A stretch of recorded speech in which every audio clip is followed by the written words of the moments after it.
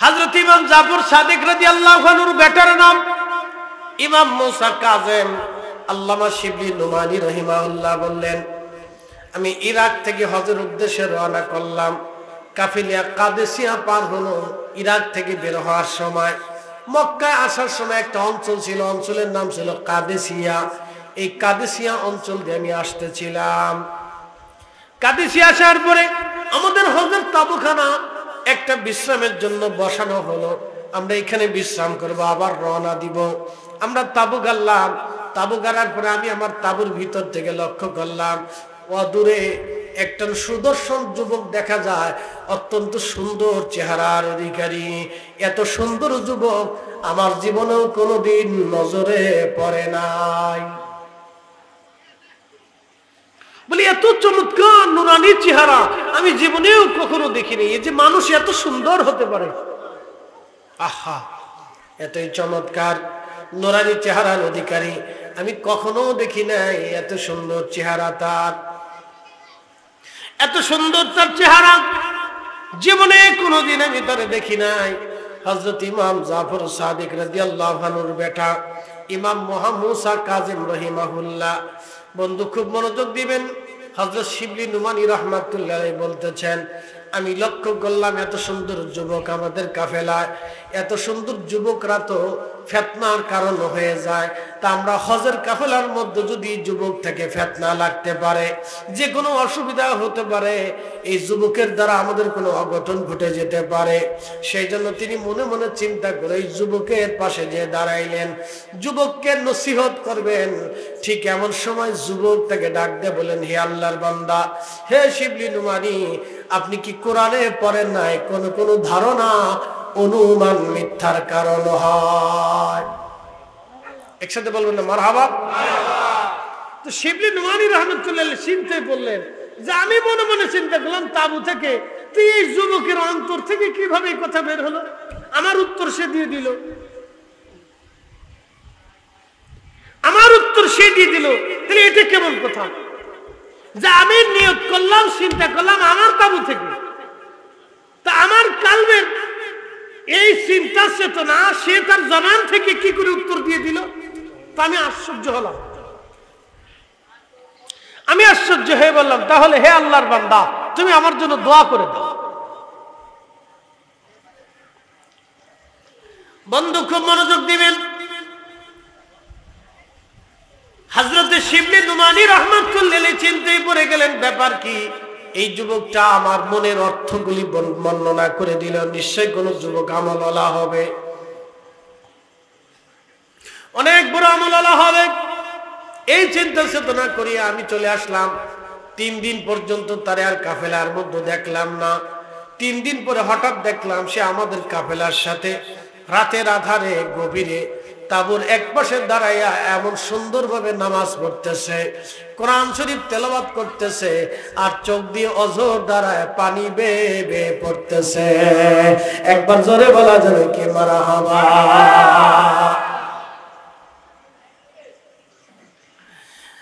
চোখ বেয়ে বেয়ে পানি পড়ে রে। এত সুন্দর নামাজ আমি জীবনে কোনোদিন দেখি নাই। এত ধৈর্যের সাথে, এতই আল্লাহর সাথে সাক্ষাৎ আমি জীবনেও কোনো দেখি নাই। আসসালাতু মেরাজুল মুমিনিন, সালাত হলো মুমিনদের জন্য মেরাজ। সালাতে যখন মুসলমান দাঁড়ায় মূলত সে আল্লাহর সাথে কথা বলে। আলহামদুলিল্লাহি রাব্বিল আলামিন আর রহমানির রহিম, সমস্ত প্রশংসা সেই রবের জন্য যিনি সমস্ত জগৎ সমূহের রব। আর রহমানির রহিম, যিনি দয়ালু এবং দয়াময়। মালিকি ইয়াউমিদ্দিন, তিনি বিচার দিনের মালিক। ইয়াকা না'বুদু ওয়া ইয়াকা নাস্তাইন, আমরা তারই ইবাদত করি এবং তার কাছে আমরা সাহায্য চাই।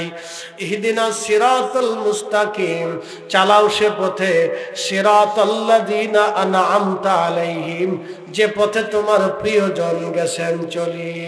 গায়রিল মাগদুবি আলাইহিম, চালাইও না সেই পথে। ওয়ালাদ-দাল্লিন, যারা পথভ্রষ্ট হয়ে গেছে, গোমরাহ হয়ে গেছে, বাতিল হয়ে গেছে, অবিশ্বাসী হয়ে গেছে, জাহান্নামী হয়ে গেছে। আল্লাহ সেই পথে তুমি আমাদেরকে চালাইও না।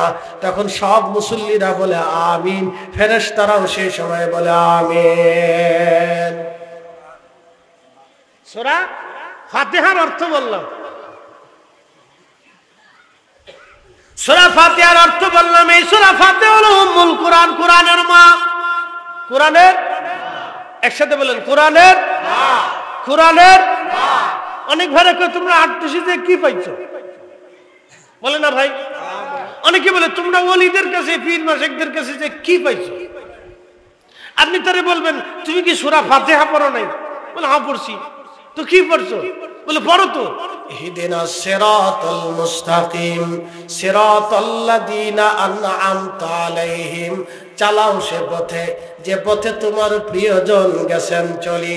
তোমার নিয়ামত প্রাপ্ত বান্দারা যেই রাস্তায় ঘুমাইছে এই রাস্তার নাম হলো ইহদিনাস সিরাতাল মুস্তাকিম। শাহজালাল ইয়ামানি জায়নামাজ বিছিয়ে দিল পানির উপরে, বলেন আল্লাহর সন্তুষ্টি ছাড়া কি জায়নামাজ ভাসছিল? হ্যাঁ জোরে বলেন। বলে আপনি একটা বিষয় দেখান, আপনি বিছান বিছান আপনি। যারা আজকে মাযহাবকে, তরিকাকে অস্বীকার করতেছে ওদের 14 গোষ্ঠীরে বলে না বেটা তোদের 14 গোষ্ঠীর মৌলবী সব নিয়ে যায় নামাজ দিয়া বিছা বুড়িগঙ্গার উপরে। যদি বুড়িগঙ্গার উপর দিয়ে যায় নামাজ বিছে পার হইতে পারিস তাহলে আমরা তোদের মুরিদ হব, তোদের পক্ষ নেব, জীবনেও কোনোদিন ওলিদের পক্ষ নেব না। আর যদি বুড়িগঙ্গা পার হইতে না পারো তাহলে বুড়িগঙ্গার ভিতরে আমরা তোমরা রসু পাবো।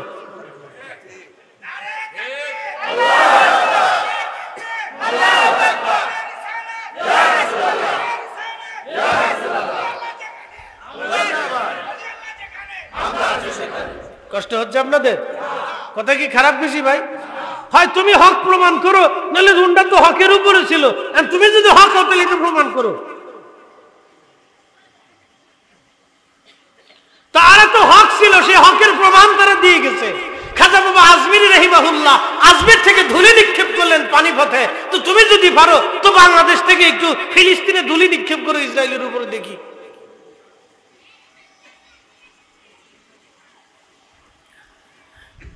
মেঘনাবাসী খুব মনোযোগ দিবেন। ইহদিনাস সিরাতাল মুস্তাকিম, চালাও সে পথে যে পথে তোমার প্রিয়জন গেছেন চলি। সিরাতাল্লাযীনা আন'আমতা আলাইহিম, নিয়ামত প্রাপ্ত বান্দা কারা?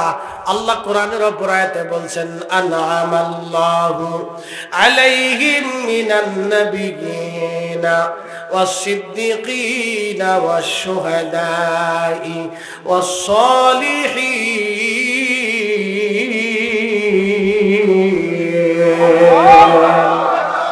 আমি আল্লাহর নিয়ামত প্রাপ্ত বান্দা 4 শ্রেণী। 1 নম্বরে নবীরা, 2 নম্বরে সিদ্দিকরা, 3 নম্বর শহীদরা, 4 নম্বরে সালিহিন আল্লাহর ওলিরা।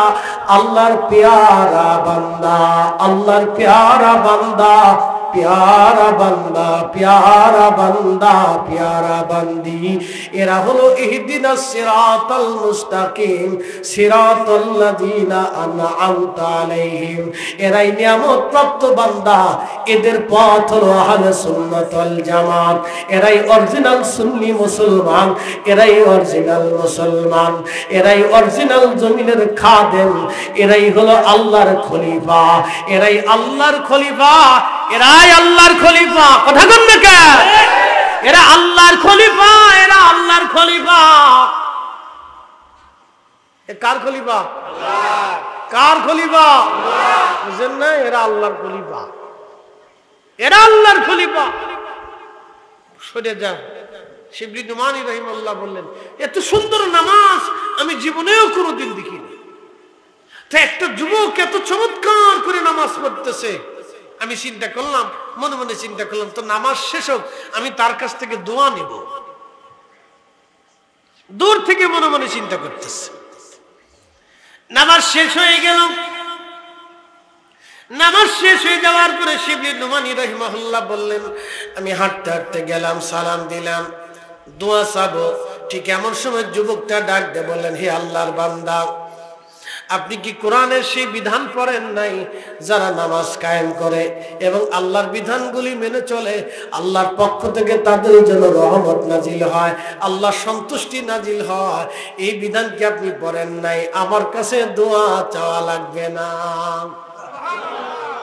জোরে জোরে জোরে জোরে আল্লাহর ওলি চিন্তা করে হায় হায় মনে মনে কই ওই যুবক কি করে উত্তর দিয়ে দেয়? এটা রহস্যটা কি? কোন রহস্যের তাল খুঁজে পাচ্ছে না। কি রহস্য এটা? হলোটা কি? এটা কি করে সম্ভব? চিন্তায় পড়ে গেল। এরা চলে গেল। আরো কয়েকদিন ধরে এই যুবকরা আর পাওয়া যায় না, কোথাও খুঁজে পাওয়া যায় না। যেতে যেতে যেতে যেতে কয়েকদিন পরে দেখলো কাফেলা একটা জায়গা দাঁড়াইলো, ওইখানে একটা কুয়া ছিল। কুয়া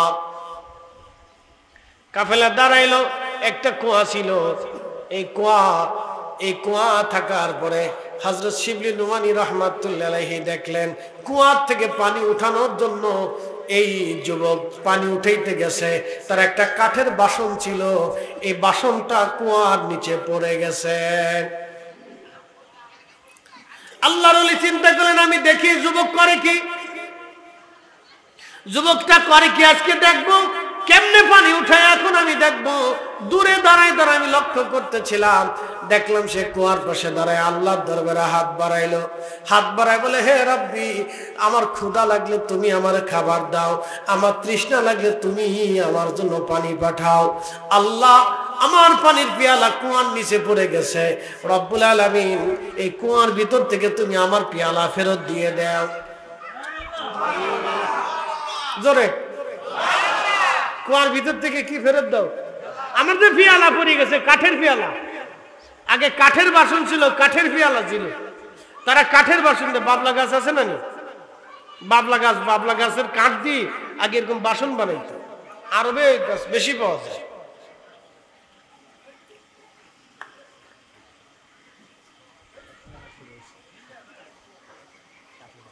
কাঠের বাসন শুরু হয়েছে না এখন? এখন অনেকেই খায় কাঠের বাসন। মাশাআল্লাহ, ভালো। কাঠের তৈরি প্লেট, কাঠের তৈরি পানি দিয়া, খুব ভালো, এটা খারাপ না। আগের এগুলো ছিল, কারণ একবার বানাইলে দীর্ঘদিন পর্যন্ত চলতো, নষ্ট হইতো না সহজ। আমাদের দেশে আগে ছিল কাঁসা, পিতল, ঠিক আছে না? এগুলো এখন আর নাই। বাঙালি এটা সোজাসুজি পাইছে তো এটাই চালায়। পিতলে একটা কাপ 100 বছরও কিছু হয়, ঠিক আছে না? আর এগুলো 2 দিন পরে হাত থেকে পড়ার সাথে আর নাই, শেষ। যত আধুনিক হয়েছে তত ব্যবসায় লস হয়েছে, আর যারা বানাইছে ওদের লাভ। আপনি ভাঙবেন আবার কিনে নিয়ে আসবেন, অসুবিধা নেই, টাকা কোম্পানির কাছে চলে যাবে। আর ওরা একবার পিতল দিয়ে বানাই দিছে, 200 বছরও কিছু হয়েছে না, চলছেই বলে। মনোযোগ দেন। তো কাঠের বাসন কুয়ার ভিতরে চলে গেছে। তো আল্লাহরে হাত দিয়ে বলতেছে, আল্লাহ, আমার পানি লাগলে পানি তুমিই দাও, খাবার লাগলে আমার খাবার তুমিই পাঠাও। তো আল্লাহ, আমার পেয়ালা পানির নিচে চলে গেছে, তুমি এবার ফেরত দাও। একসাথে বলবেন আল্লাহু আকবার। কার কাছে কইতেছে? মনে হয় আল্লাহর কাছে বলতেছে, যে আল্লাহর সাথে ডাইরেক্ট কথা বলতেছে। আল্লাহ শিবলি নুমানী চিনতে পেরে গেলেন, হাই হাই, যুবক কি করে তো আল্লাহর সাথে ডাইরেক্ট কথা বলতেছে। ঠিক ইতিমধ্যে দেখলেন যে কুয়ার নিচ থেকে পানি উঠে উঠে একবারে কুয়া পরিপূর্ণ মতো ভরে গেছে। কাঠের বাসনটাও পানির সাথে বেশি উঠছে, পানিও হয়েছে, বাসনও হয়েছে। এই যুবক পানি পান করলেন। পানি পান করার পরে এই যুবক ওযু করলেন। ওযু করার পরে নামাজ শুরু করলেন। শিবলি নুমানী চিন্তায় পড়ে গেলেন, তাহলে এখন একটু দোয়া নিয়ে আসি। যখন কাছে গেলেন দোয়া চাওয়ার জন্য, তখন শিবলি নুমানী রাহমাতুল্লাহি আলাইহি বললেন, হে আল্লাহর বান্দা, হে আল্লাহর বান্দা, আপনি তো আমাকে লক্ষ্য করতেছিলেন, তালাশ করতেছিলেন, দেখেছেন আমার কাঠের বাসন আল্লাহ ফেরত পাঠাইছে। শিবলি নুমানী কয়, হায় হায়, হলোটা কি? বারে বারে শুধু আমার মনের কথাগুলি সে বলে দিচ্ছে। আবার ওই রাত্রিবেলা সে হারিয়ে গেল, অনেক দিন পর্যন্ত আর তারে খুঁজে পাওয়া যায় না। হঠাৎ করে দেখলাম কাফেলা একটা মরুভূমির ভিতরে স্থান নিল, একটা মরু অঞ্চলের ভিতরে কাফেলা দাঁড়াইলো। আমরা বিশ্রাম করতেছিলাম, আমি লক্ষ্য করলাম এই যুবকটা কিছু বালি আর কিছু পানি নিয়ে যেন মরুভূমির দিকে যাচ্ছে। আমি চিন্তা করলাম দেখি সে আজকে কি করে। কিছু বালি আর পানি, ওই যে কাঠের বাসন তার ছিল, এই বাসনের ভিতরে সে মশক থেকে পানি ঢাললো। পানি ঢালার পরে যে বালিগুলি নিয়েছিল এই বালিগুলিও সে পানির ভিতরে ঢাললো। বাসনের মধ্যে ঢেলে বালি আর পানি সে চুমুক মেরে মেরে খেতে লাগলো। তো শিবলি নোমানি চিন্তা করে, হায় হায় এটা কি করে বল, বালি আর পানি কেমনে খাই? তো তিনি চিন্তা করলেন আজকে বালি পানি আমি খাবো, দেখি সে কি খা। রহস্যটা কি, গভীরতা কি, এর ভিতরে অবশ্যই রহস্য আছে। একসাথে বলবেন আল্লাহু আকবার। রহস্য, যারা বলেন রহস্য। বলছিলাম না, প্রেমের সাগরে যদি ডুব দিতে চান তো একজন কামেল আল্লাহর ওলির হাতে হাত দেন। কথা বুঝাইতে পারছি? প্রেমের সাগরে যদি ডুব দিতে চান, গভীর তত্ত্বে, এটা একটু গভীরতা আছে, খুব গভীরতা, গভীরতা আছে, অনেক গভীরতা, অনেক গভীরতা। বলে হুজুর গভীরতা কি? গভীরতা যদি বুঝতে চান তাহলে এখন আপনারা চলে যাবেন। গভীরতা যদি বুঝতে চান তো চলে যান মদিনা। মদিনার থেকে আপনারা যাবেন হচ্ছে বদরের দিকে। বদরে যাওয়ার সময় একটা কুয়া আছে, কুয়ার নাম বীরে শেফা। কুয়ার নাম কি? বীরে শেফা। এই শেফার পানি আপনি খেতে যদি চান তো ওইখানে চলে যান। ওই কুয়া 70 জন নবী আলাইহিমুস সালাম এই কুয়ার পানি পান করছে। নবীজি বদর থেকে ফিরে আসতেছিলেন, আসার সময় এখানে তাবু গাড়লেন। সাহাবায়ে কেরাম এসে বললেন, ইয়া রাসূলুল্লাহ এই কুয়ার ভিতরে কোনো পানি নেই। আল্লাহ রাসূল বললেন, তাহলে তোমরা আমার সাথে আসো। কাছে গেলেন, প্রিয় নবীজি থুতু নিক্ষেপ করলেন, কুয়ার ভিতর থেকে পানি উঠে কুয়া ভরে গেল। আজও পর্যন্ত সেই কুয়া বন্ধ হয় নাই। এখনো হাজিরা, কোটি কোটি হাজিরা পানি পান করলো, পানি খাইলো, পানি নিল, পানি শেষ হলো না। একসাথে জোরে বলবেন আল্লাহু আকবার। এই বীরে শেফা এখনো আছে, এখনো আছে। যদি হজে যান তো হাজিরা আপনাদেরকে নিয়ে যাবে, দেখে আসবে বীরে শেফা, পানি পান করে এসে। দুনিয়ার সব পানি আর এই পানি একটু ভিন্ন। আল্লাহর হাবিবের থুতু মুবারকের পানি, মুজিজার পানি। একসাথে বলবেন মারহাবা। কিসের পানি? মুজিজার পানি। আচ্ছা বলেন তো, থুতু ফেলাইলে পানি নিচ থেকে আসে কে? তাহলে রহস্য কথা কেন কেন? রহস্য, রহস্য প্রেমের গভীরে ডুব দেন, রহস্য খুঁজে পাবে। অবশ্যই রহস্য আছে। প্রিয় উপস্থিতি হাজিরিন, ভালো করে বুঝে যাবেন। রহস্য যদি আরো বুঝতে চান তাহলে আপনি চলে যান জর্দানের সাহাবী গাছ। সেই গাছটা এখনো আছে, যে গাছের নিচে নবীজি বসেছিলেন। আর পাদ্রী বুহাইরা তিনি গির্জা থেকে লক্ষ্য করতেছিলেন এই গাছ, তার সমস্ত ডালপালাগুলি গুছাইয়া আল্লাহর নবীর সামনে মাথা মুবারকের উপরে আল্লাহর হাবিবকে সমস্ত ডালগুলি গুছাইয়া আসে ছায়া দিতেছিল, যেন আমার নবীজির শরীরে সূর্যের রৌদ্র লেগে নবীর কষ্ট যাতে না হয়। যে যাহারে ভালোবাসে সে তো কভু ভুলে না। রসুল তোমায় ভালোবাসে, মৌলা তোমায় ভালোবাসে, তুমি তারে ভুইল না। যে যাহারে ভালোবাসে সে তো কভু ভুলে না। আল্লাহুম্মা সাল্লি আলা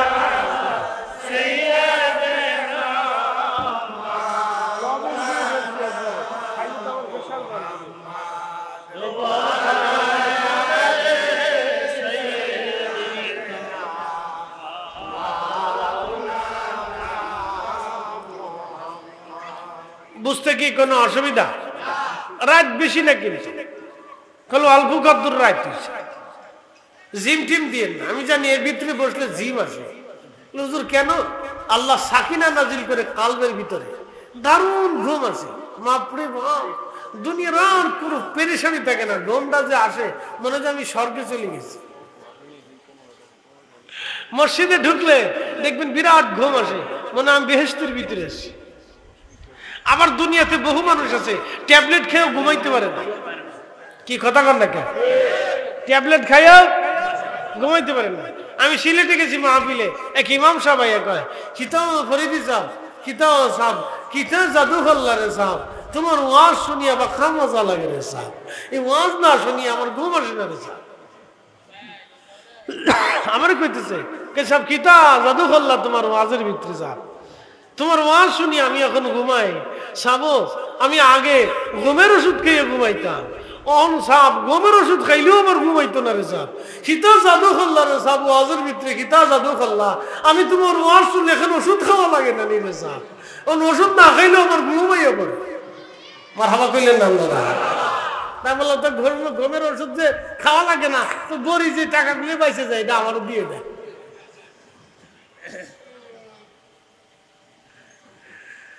শোনেন, এই ওয়াজ নসিহত শুনলে আলাদা কালবে সাকিনা আসে। আপনার ঘুম আসতেছে না, একটা ওয়াজ চালাই দেন। যদি তাও না আসে তাহলে একটা কিতাব হাতে নেন, পড়তে পড়তে দেখবেন ঘুমিয়ে পড়ছেন, না সাকিনা আসে। নানান পেরেশানির ভিতরে আছেন, তাহলে পাশে কোরআন শরীফ তেলাওয়াত চালাই দেন, দেখবেন শুনতে শুনতে শুনতে শুনতে ঘুম এসে গেছে। এটা সাকিনা আসে কার পক্ষ থেকে? আল্লাহর পক্ষ থেকে। এটা দেখা যায় না, এটা রহস্য। একসাথে বলবেন আল্লাহু আকবার। এটা রহস্য, দেখা যায় না। এটি হৃদয় দিয়ে অনুভব করা যায়, সাকিনা দেখা যায় না।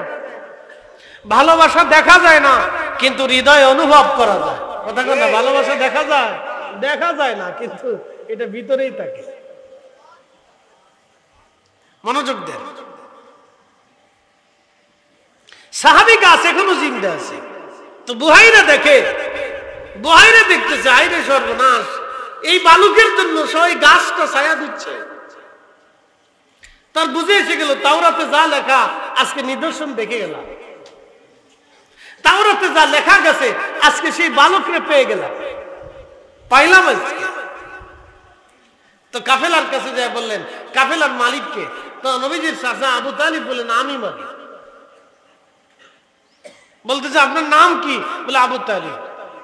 বলে ওই যে শিশু বাচ্চাটা, সে আপনার কি হয়? বলে আমার ছেলে হয়। কি হয়? আদতে কি ছেলে? কি হয়? জোরে বলে ভাতিজা। বলে আমার ছেলে হয়। তো পাদ্রী বুহাইরা বলতেছে কিতাবে তো তা নাই। একসাথে কোন আল্লাহু আকবার। কিতাবে নাই, আপনি মিথ্যা বলতেছেন। এই ছেলে আপনার ভাতিজা। একসাথে কোন আল্লাহু আকবার। নাম মোহাম্মদ, বাবার নাম আব্দুল্লাহ, মার নাম আমেনা, হাশেমি কুরাইশি। বলে পাদ্রী কি করে জানো? বলে কিতাবে লেখা আছে। জোরে জোরে জোরে। সে সাহাবী গাছ এখনো, সাহাবী গাছ এখনো আছে। বনের যত পশুগণ ভক্তি করতই দুই চরণ, মেঘমালা ছায়া দিত গায় গো নবীজি, কোন সাধনে পাইব তো, কোন সাধনে দেখিব তোমায় গো নবীজি, আপনাকে দেখিবার মনে চায়। পাদ্রী বুহাইরা ডাক দিলেন, আবু তালিব আপনি তার বাবা হন না, আপনি তার চাচা হন? আবু তালিব বলেন হ্যাঁ। বুহাইরা সত্য বলেছে, আমি তার চাচা, আমি তার বাবা না, কিন্তু বাবার মতো আমি তাকে লালন পালন করি, কোলে কাঁধে করে আমি ঘুরে বেড়াই। আমি ওকে একা ছাড়ি না, কারণ আমার আব্বাজান হযরতে আব্দুল মুত্তালিব আমার হাতে দিয়ে বলেছিলেন, বেটারে আমার নাতি মুহাম্মদকে আমি তোর হাতে দিয়ে গেলাম, সন্তানের মতো লালন করবি, আমার ওসিয়ত তুই রক্ষা করবি। আরে দোহাইরা, আমি আমার ছেলেদের মতো আমার এই মুহাম্মদকে আদর করি, বড্ড ভালোবাসি। আমি ওরে ছাড়া ঘুমাই না। খাইতে গেলে ওরে নিয়ে খাইতে বসি, চলতে গেলে ওরে নিয়ে চলি, বহু দূর সফরে গেলে আমি ওরে নিয়েও সফর করি। ওরে আমি বাড়ি রেখে আসি না, আমার নজর থেকে ওরে কখনো সরাই না। একবার জোরে বলবেন কি মারহাবা। এই প্রেমের কারণে, এই প্রেমের কারণে ইমাম সুয়ুতি মাসালিকুল হুনাফা বি ওয়ালিদাইল মুস্তাফা রাসালার মধ্যে তিনি লেখেন, শুধু এই প্রেমের কারণে জাহান্নামের সব জাহান্নামীদের থেকে সবচেয়ে নিম্ন এবং ছোট আযাব আবু তালিবকে দেওয়া হবে। একেবারে সহজ আযাব আবু তালিবকে দেওয়া হবে। তার পায়ের মধ্যে একটা লোহার খড়ম পড়ে দেওয়া হবে। ওই উত্তপ্ততার কারণে তার মগজ পর্যন্ত বিগলিত হয়ে যাবে।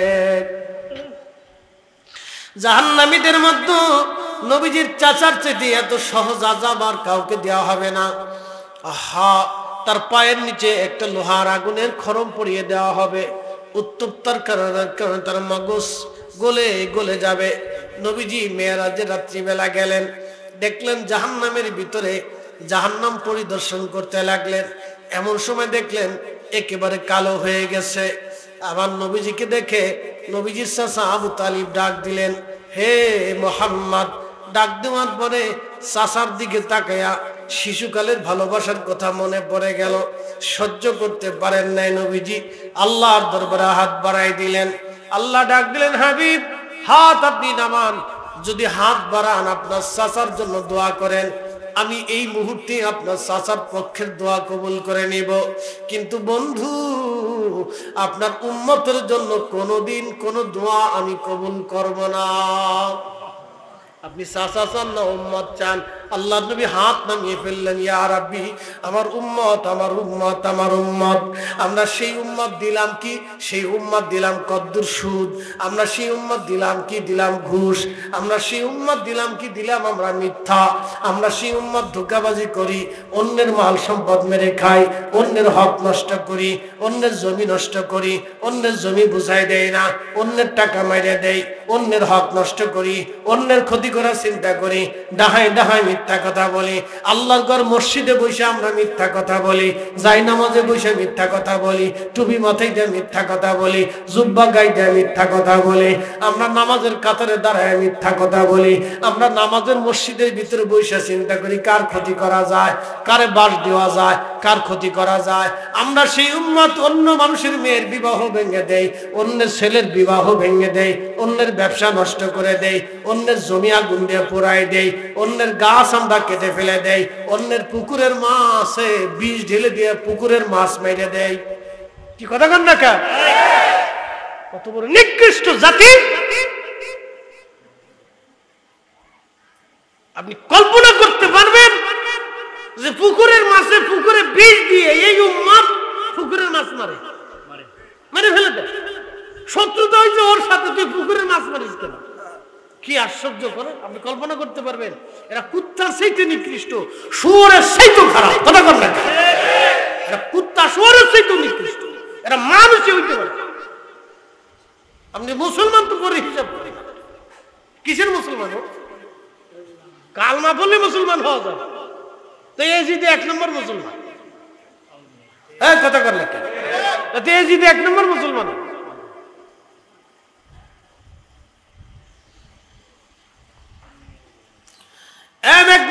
খুব মনোযোগের সাথে শুনে যাবেন। একজন লোকে বাগান করছে, ওর সাথে ঝগড়া হয়েছে। ধরেন পেঁপের বাগান করছে, রাত্রিবেলা এসে পেঁপের গাছ কেটে দিয়ে চলে যায়। কি কথা বল না? আছে না? বহু আছে বাংলাদেশে, বহু আছে, হাজার হাজার, শেষ নেই। ভাইজান খুব মনোযোগ দিবেন, এরকম আছে বাংলাদেশে। গরুর খামার করছে, ওর সাথে ঝগড়া হয়েছে। গরুর খামারে গরুর পানির মধ্যে বিষ মিশিয়ে দিয়ে গেছে, ওই বিষ খেয়ে গরু পর্যন্ত মরে গেছে। এরকম মুসলমান দুনিয়াতে আছে। ও কুত্তা শুয়োরের চাইতে ওরা খারাপ। কথা বলেন ঠিক কিনা?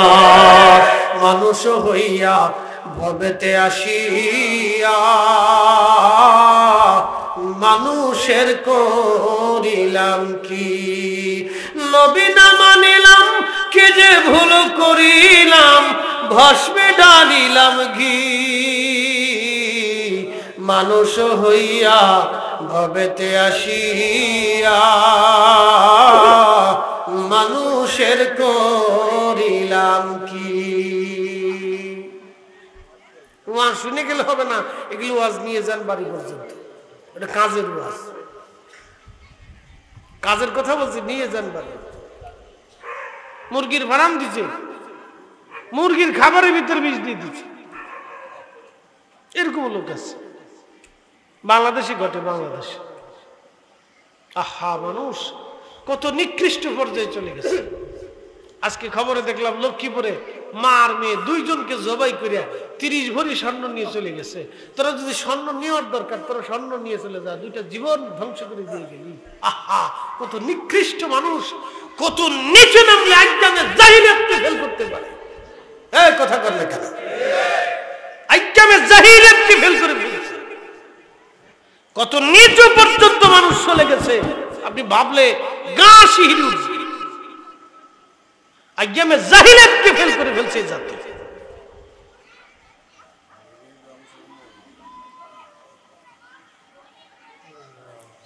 প্রিয় উপস্থিতি হাজিরিন ভালো করে শুনে যাবেন বাবাজি আমরা মানুষ আল্লাহ আমাদেরকে মানুষ বানাইলেন নবীজির চাচা ডাক দিয়ে বললেন আহা আমরা সেই নবীর উম্মত নবীজি হাত নামিয়ে ফেললেন আল্লাহ বলেন হাবিব আপনি আপনার চাচা আবু তালিবের জন্য দোয়া করবেন আমি ফেরাবো না কিন্তু কোনদিনের জন্য আপনার উম্মতের জন্য দোয়া আমি কবুল করব না ঠিক তখনই উম্মতের দরদি নবী হাত নামিয়ে ফেললেন আহা উম্মত উম্মত উম্মত যদি কখনো মদিনাতে যান মদিনায় খন্দকের পাহাড়ের পিছনে একটা পাহাড় আছে এই পাহাড়ের নাম হচ্ছে জাবালে আবু সিলা এই জাবালে আবু সিলাতে ছোট্ট একটা গুহা আছে এই গুহাতে 3 দিন 3 রাত পর্যন্ত নবীজি সেজদার মধ্যে কেঁদেছিলেন আর বলেছিলেন ইয়া রব হাবলি উম্মতি ইয়া রব হাবলি উম্মতি ইয়া রব হাবলি উম্মতি আল্লাহ আমার উম্মতের উপায় কি হবে আল্লাহ আমার উম্মতের উপায় কি হবে আল্লাহ আমার উম্মতের উপায় কি হবে উম্মতের এমন দরদি পাগল নবী কখনো কোনোদিন আর ছিল না আর কখনো আসে নাই 1.5 লক্ষ নবী চলে গেছে উম্মতের জন্য এইভাবে কেউ কাঁদে নাই শুধু একমাত্র আমাদের নবী উম্মতের জন্য কেঁদেছেন হযরত সাইয়্যিদা আমেনা রাদিয়াল্লাহু আনহা বলেন দুনিয়ার মানুষে আমার সন্তান মুহাম্মদ আমিন যখন আমার রহিম থেকে দুনিয়াতে তশরিফ আনলো আমি দেখি খারাজা মিনহা নূর আমার ভিতর থেকে একটা নূর বের হয়ে গেল এই নূর বের হয়ে যাওয়ার পরে আমি কিছু সময় পরে লক্ষ্য করলাম আমার সামনে একটা শিশু বাচ্চা সেজদার মধ্যে পড়ে পড়ে কাঁদতেছে কান্নার থেকে আওয়াজ আসতেছে ইয়া রব হাবলি উম্মতি ইয়া রব হাবলি উম্মতি ইয়া রব হাবলি উম্মতি আমার উম্মত বড় গুনাহগার আমার উম্মতের পেরেশানি আমার উম্মতের কি হবে এইভাবে আমি আমার সন্তানকে কাঁদতে দেখেছি দুনিয়ার সব সন্তানরা দুনিয়াতে এসে নিজের জন্য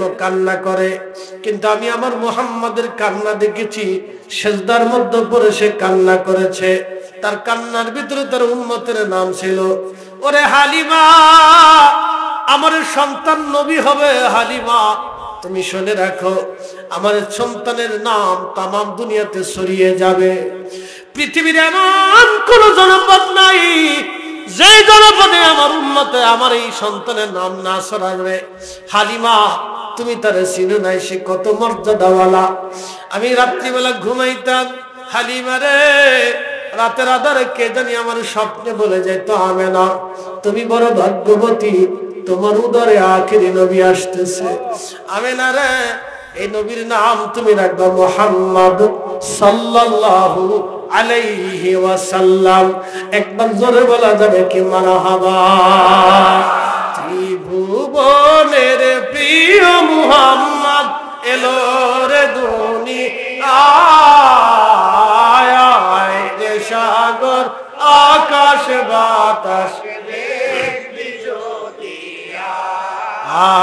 আয় আয় রে সাগর আকাশ বাতাস দেখবি যদি ধুলির ধারা বেহেশত আজ ঠিক কি না ধুলির ধারা বেহেশত আজ জয় করিল দিল রে লাজ আজকে খুশির ঢাল নেমেছে দুশোর সাহারা রে সাগর দেখবি যদি আয় আয় রে সাগর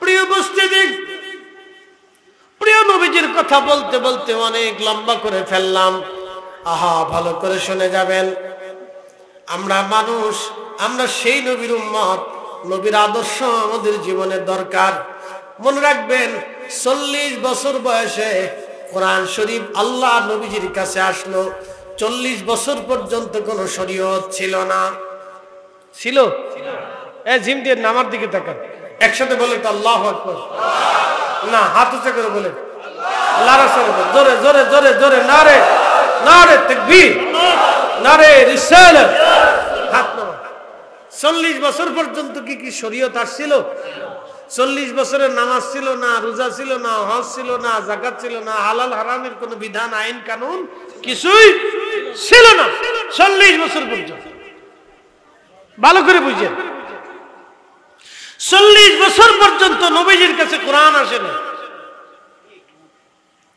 কখনো কি ভুলে নবীজি 40 বছরে কোন প্রতিমার সামনে মাথা নত করছে কাস্তে কোনকে জোরে বলেন ডরা ডরা কেন 40 বছরে নবীজি একটা মিথ্যা কখনো বলেছে 40 বছরের জীবনে আল্লাহর নবী কখনো কাউকে এক চুল পরিমাণ ধোঁকা দিয়েছে 40 বছরের নবীজি কখনো কোনো সময় ফাহিশা কথা বলেছে 40 বছরের জিন্দেগিতে আল্লাহর নবী কারোর সাথে ঝগড়া করেছে 40 বছরের জিন্দেগিতে অন্যায় ভাবে কাউকে একটা থাপ্পড় মেরেছে 40 বছরের জিন্দেগিতে রাসূল করিমের কাজ কি ছিল জানেন 40 বছরের জিন্দেগিতে নবীজির কাজ ছিল মিথ্যা ধ্বংস করা আদর্শ বাস্তবায়ন করা 40 বছরে নবীজি হিলফুল ফুজুল তৈরি করে এই হিলফুল ফুজুলের মাধ্যম দিয়ে নবীজি দুনিয়াতে শান্তি প্রতিষ্ঠিত করার জন্য যুদ্ধ বিগ্রহ মারামারি হানাহানি দলাদলি কুন্দল ফাসাদ অশান্তি বিশৃঙ্খলা দূর করার জন্য নবীজি হিলফুল ফুজুল তৈরি করে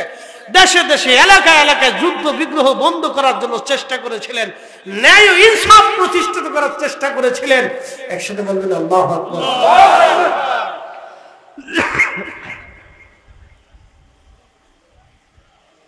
40 বছরে নবীজিকে কেউ বাধা দেয়নি ভালো করে বুঝেন 40 বছরে রাসূলকে কেউ বাধা দেয়নি 40 বছরে নবীজি মিথ্যা বলেন নাই খারাপ আচরণ করেন নাই হিলফুল ফুজুল করে নবীজি শান্তি শৃঙ্খলা ফেরানোর জন্য চেষ্টা করেছিলেন তার এই কাজে বহুজন সাহায্য সহযোগিতা করেছিলেন বাধা কখন আসলো যখনই বললেন লা ইলাহা ইল্লাল্লাহু মুহাম্মাদুর রাসূলুল্লাহ সাল্লাল্লাহু আলাইহি ওয়াসাল্লাম তখন আবু জেহেল কয় আপনার বাতিজা বলে নবী হয়েছে কি বুঝলেন আবু জেহেল তখন কাছে আমরার বাতিজা বলে নবী হইছে এটা কি করে হে মানতে পারতেছিল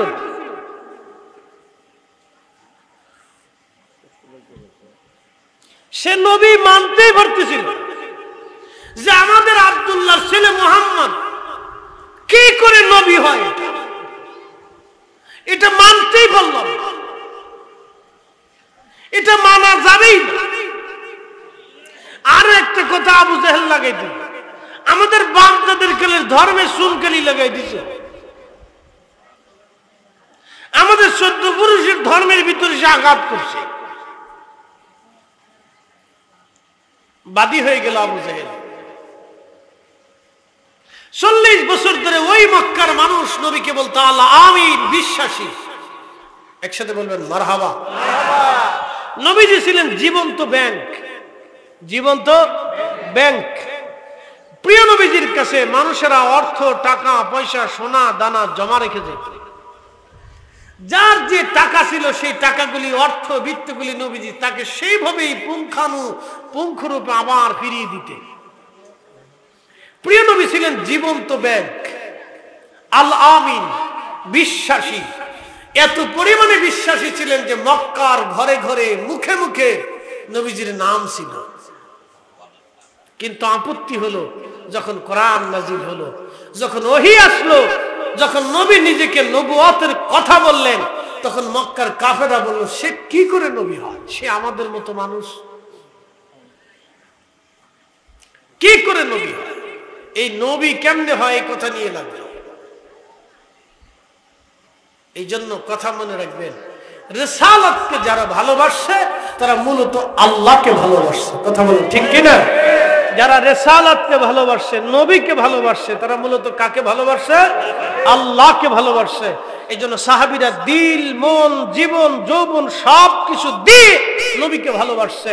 হযরত আবু বকর ভালোবাসছে। শুধু ভালোবাসেই নেই, বাঁচতে বাঁচতে সহায় সম্পদ, টাকা পয়সা, জীবন যৌবন, সময় ব্যয় সব বিলিয়ে দেওয়ার পরেও নবীজির সামনে বসে বলেন, ইয়া রাসূলুল্লাহ, আমার কাছে তিনটা জিনিস প্রিয়। এক নম্বরে আপনার নুরানি চেহারা মোবারকের দিকে তাকিয়ে থাকা আমার কাছে প্রিয়। দুই নম্বরে আমার সহায় সম্পদ, মাল সামানা যাহা আছে আপনার কদমে কুরবানি করা আমার কাছে প্রিয়। তিন নম্বরে আমার ছোট্ট মেয়ে আয়েশাকে আপনার বিবাহ বন্ধনে আপনার স্ত্রী বানাইয়া, আপনার খাদেমা বানাইয়া আপনার ঘরে পৌঁছাই দেওয়া আমার কাছে প্রিয়। নবী বললেন, আবু বকর, তোমার আয়েশা তো অনেক ছোট। বলি, ইয়া রাসূলুল্লাহ, মাহরুম করেন না, আমি চাই আপনার সাথে আমার আত্মীয়তার সম্পর্ক থাকুক। আরো জোরে বলেন সুবহানাল্লাহ। কি বুঝলেন?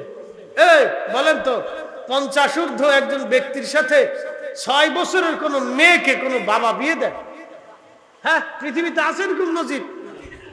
আবু বকর সিদ্দিক রাদিয়াল্লাহু আনহু কতটা ইশকে রাসূলের প্রেমের সাগরে ডুব দিলে নিজের এক ছোট্ট মেয়েকে নবীর খাদেম বানানোর জন্য, খাদেমা বানানোর জন্য রাসূলের ঘরে নবীর স্ত্রী বানায় পাঠাই দিতে। যা মা, আমি তো সারা জীবন রাসূলের বাহিরে খেদমত করছি, নবীর সাথী হয়েছি, হেরা গুহার সাথী, হিজরতের সাথী, মক্কার সাথী, মদিনার সাথী, অর্থ সম্পদের সাথী, রাসূলের ডানে বামের সাথী, নবীর যুদ্ধ জিহাদের সাথী, আমি বদরের সাথী, উহুদের সাথী, হুনাইনের সাথী, মক্কা বিজয়ের সাথী। বেটিরে যা, আমি তোকে আমার রাসূলের খেদমতে পাঠাই দিয়া আমি আমার নবীর ঘরের ভিতরের সাথী হয়ে গেলাম। বুঝলেন? এটা প্রেমের সাগরের গভীরে ডুব না দিলে কি এরকম হতে পারে না। এই জন্য আল্লাহর রাসূল আবু বকর সিদ্দিককেও পুরস্কৃত করে দিয়ে বললেন, তুমি সিদ্দিক, তোমার মতো সিদ্দিক আর কেউ নাই। আবু বকর, তোমার মর্যাদা এত পরিমাণে, তোমার নেক এক পাল্লায় দিবে, আমার উম্মতের সবার নেক আর এক পাল্লায় দিবে, তোমার নেকের সমান হবে না। একসাথে বলবেন না মারহাবা?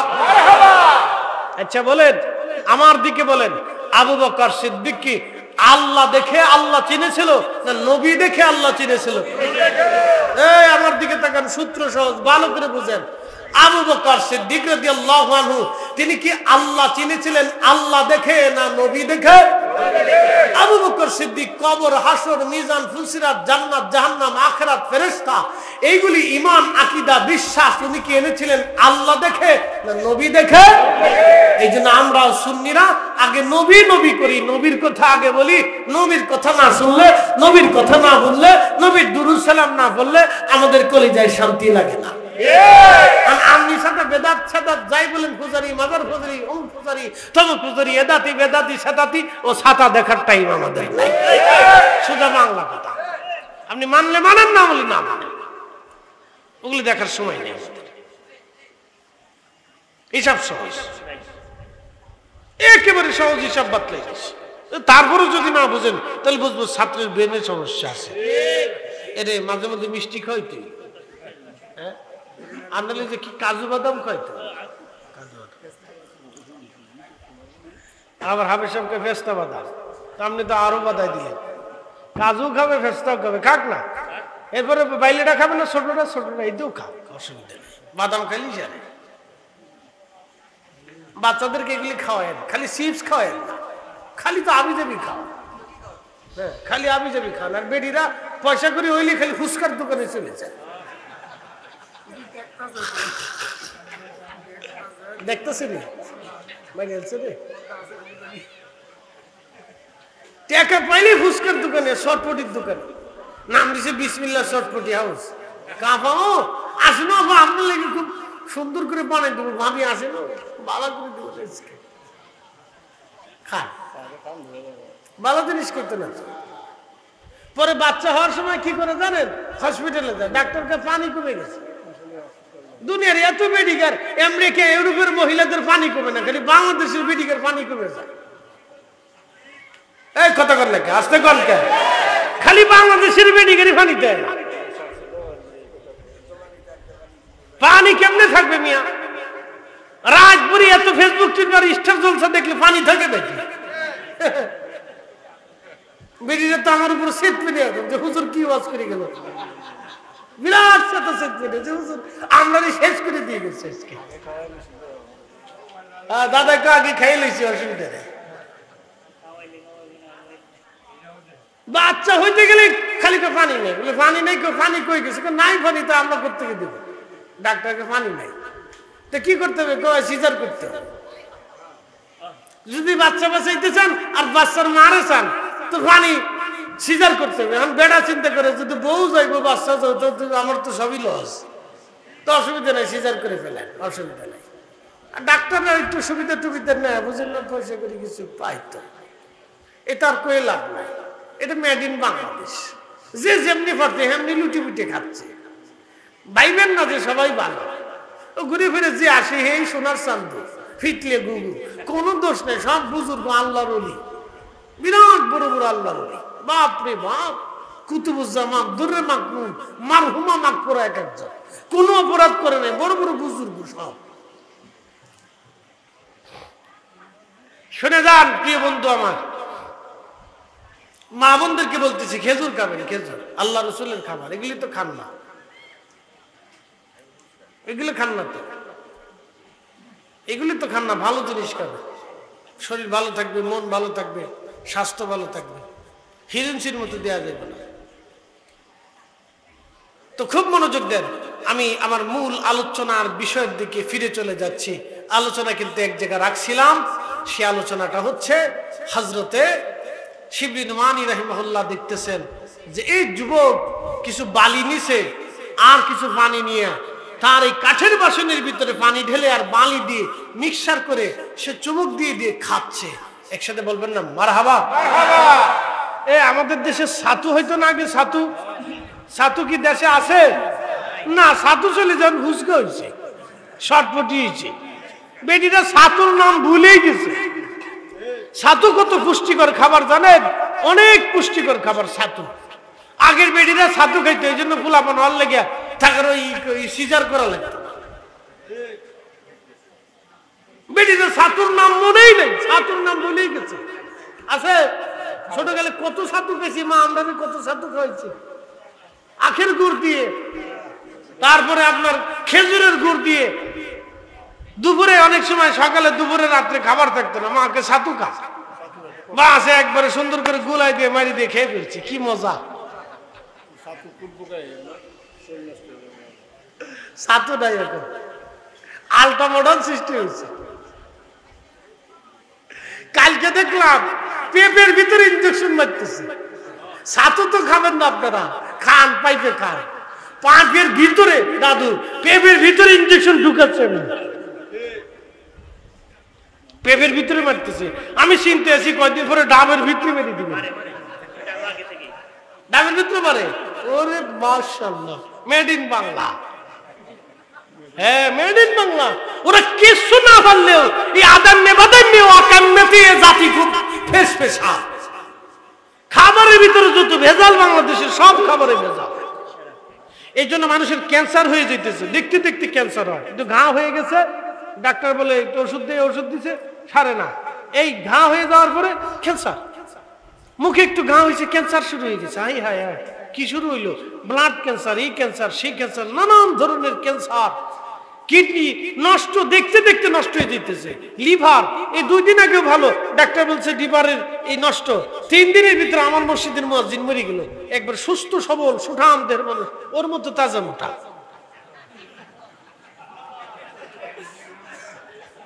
বাঘের বাচ্চা একবার লাড়াচাড়া দিস, একবারে বসে থাইস না, তুই লাড়াচাড়া দিলে 10-12 জন কিচ্ছু না। ছোট ভাই তো আদর করি, খুব খুব ভালো লোক, প্রত্যেক মাহফিলেও থাকে, মন ভালো, খুব ভালো মনের অধিকারী, তো খুব মনে যায়। ওর মতো সুন্দর স্বাস্থ্য মস্ত, হ্যাঁ মরে গেল। আমার কাছে আসলেন, হুজুর কেমন আছেন? হুজুর মোটা গলা ছিল, আরে আইসে মুসাফা করতে, হুজুর কেমন আছে? 3 দিন শেষ। আমি জুমা পড়ে মালদ্বীপ গেলাম শনিবারে, মালদ্বীপ থেকে আইসে জুমা পড়াইতে গেছি, হুজুর দোয়া করেন, কাল লেগে মুয়াজ্জিন মরে গেছে। এখন কি ব্যাপার?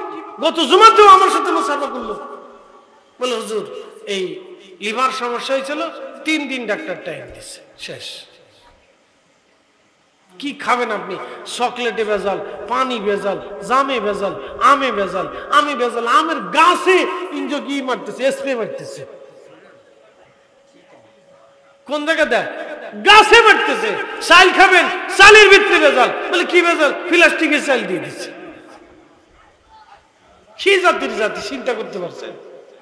খালি প্লাস্টিকের চাল দেয়, সাথের ভিতরে আবার কদ্দুর এই পাথর মাথর গুঁড়া দিয়ে দেয়, যে ওজন বাড়ে। শতান কোথাকার। এর আবার হজে যায়, কোন জায়গা যায়? হ্যাঁ, হাসতে কোনকে? হাজি সব ঢাকা শহরে বড় বড় কোনায় কোনায় হাজি, ফিলাক বোর্ডে দেখবেন হাজি অমুক, হাজি তমুক, হাজি তমুক, হাজি তমুক, বিশ্ববিখ্যাত হাজি। শয়তান হাসে, বাপ রে বাপ, আমার তো বড় সিটা। শয়তান হাসিকে আমার সে তো বড় সিটা। দেখছো, মানুষের এই ক্ষতি করে দিয়ে, অর্থ সম্পদ মেরে দিয়ে, চালি ভেজাল দিয়ে, ডালি ভেজাল দিয়ে, তেলে ভেজাল দিয়ে 2 নম্বরই ব্যবসা করে এখন হজে গেছে। বাপ রে বাপ, শয়তান কোথাকার, তো আমার সাথে বড় সেটা। কথা বুঝছেন না? মনে হয় কারে ওয়াজ শোনাবেন? যারও ওয়াজ শোনার দরকার সেটা ওয়াজ শোনে না। কি কথা ঠিক আছে না ভাই? আমরা যারে ওয়াজ শোনাবো এটি ওয়াজে আসে না। এটা করে জোর করে সরকারের উচিত ছিল প্রত্যেক জুমা একবারে বাইতুল মুকাররমের প্রথম কাতারে থাকার জন্য। সরকারের উচিত ছিল পার্লামেন্টের যত সদস্য আছে এবং চেয়ারম্যান মেম্বার যারা আছে সব একবারে বাইতুল মুকাররমের প্রথম কাতারে শুক্রবারে থাকতে হবে। আর খতিব সাহেব ওই দিন শাল্টিং দিয়ে দিবে, একবারে বাটাম চালান দিয়ে দিবে। কি কথা ঠিক আছে না? এটা রাষ্ট্রের একবারে আইন করে দেওয়া উচিত ছিল ওই দিন। আর কারণে ওই দিন বাইতুল মুকাররম মসজিদে পার্লামেন্ট খতিব সাহেবের সাথে হবে। আর খতিব সাহেব ওই দিন সুন্দর করে একবারে শাল্টিং মারবে যে তুমি এটা চুরি করছো, তুমি এটা চুরি করছো। জাতি সোজা হয়ে যেত। বুঝতে পারছেন? এরাও আসছে না, এনাকে আমরা কিতাবও আসছে না। আর গ্রামে আসলে তো সার সার করতে করতে জীবন শেষ করে ফেলা, বিরাট বড় সার। প্রিয় উপস্থিতি হাজির, ভালো করে শুনে যাবেন। কি কথা বললে যে আপনারা বুঝবেন আমি জানি না, হয়তো আমি কিছু উচিত কথা বলে ফেললাম। বলাটাও দরকার, বোঝাটাও আমাদের দরকার। আমরা মুসলমান, আমরা মানুষ। আপনি যদি আমাদের মতো একটা দেশ উন্নত বিশ্বে চলে যান, ও দেশে একটা কুকুর মারলেও আপনাকে জরিমানা দিতে হবে, জেল হাজতে খাটতে হবে। একটা বিড়ালের গায়ে যদি আঘাত করেন, আমি মালদ্বীপে গেলাম, সাগরের পারে ঘুরতে গেলাম, দেখি বিড়াল আমার কাছে আসলো, আমি বিড়ালকে কোলে নিলাম, বিড়াল পালাইলো না। লোকেরা বললো হুজুর বিড়াল তো আপনারা খুব ভালোবাসে। আমি বললাম হ্যাঁ, বিড়াল আমাকে ভালোবাসে। আমি বললাম একই বিড়াল যদি বাংলাদেশের হয়, আমরা কোলে নিতে গেলে বিড়াল দৌড়ায় পালাবে। আমি বললাম মালদ্বীপের বিড়াল পালাইলো না। আমি হুজুর গাউসে পাকের মাজার, সন্তানের মাজার জিয়ারত করতে গিয়েছিলাম। মালাক্কা সাগরের ভিতরে একটা দ্বীপ, দ্বীপের নাম পোলাও বুসার। এই দ্বীপের ভিতরে হযরত সুলতানুল আরিফিন শায়েখ ইসমাইল বগদাদি আল হাসানি আল হুসাইনি ঘুমিয়ে আছেন। হুজুর গাউসে পাকের কলিজার টুকরা ছেলে এখানে ঘুমিয়ে আছে। আমি ওনার মাজার জিয়ারত করতে গেলাম। জিয়ারত শেষে সাগরের পরে আমি বসলাম, গাছের নিচে যখন বসে একটা বিড়াল আমার কাছে আসছে, কালো বিড়াল আমার কোলের মধ্যে আসলো। আমি বললাম কি ব্যাপার, এদেশের বিড়াল মানুষের কাছে আসে কেন? বলে হুজুর এদেশের একটা বিড়ালের গায়ে যদি আপনি আঘাত করেন আপনাকে পুলিশ ধরে নিয়ে যাবে, জেলখানা হয়ে যাবে, কোনো নেতা খাতায় টাকা পয়সা আপনাকে মওকুফ করবে না, আপনাকে জেল খাটতেই হবে। আমি বললাম আমার দেশের কত সোনার ছেলেরা মরে যাচ্ছে, তারপরে কোনো বিচার আচার হয় না।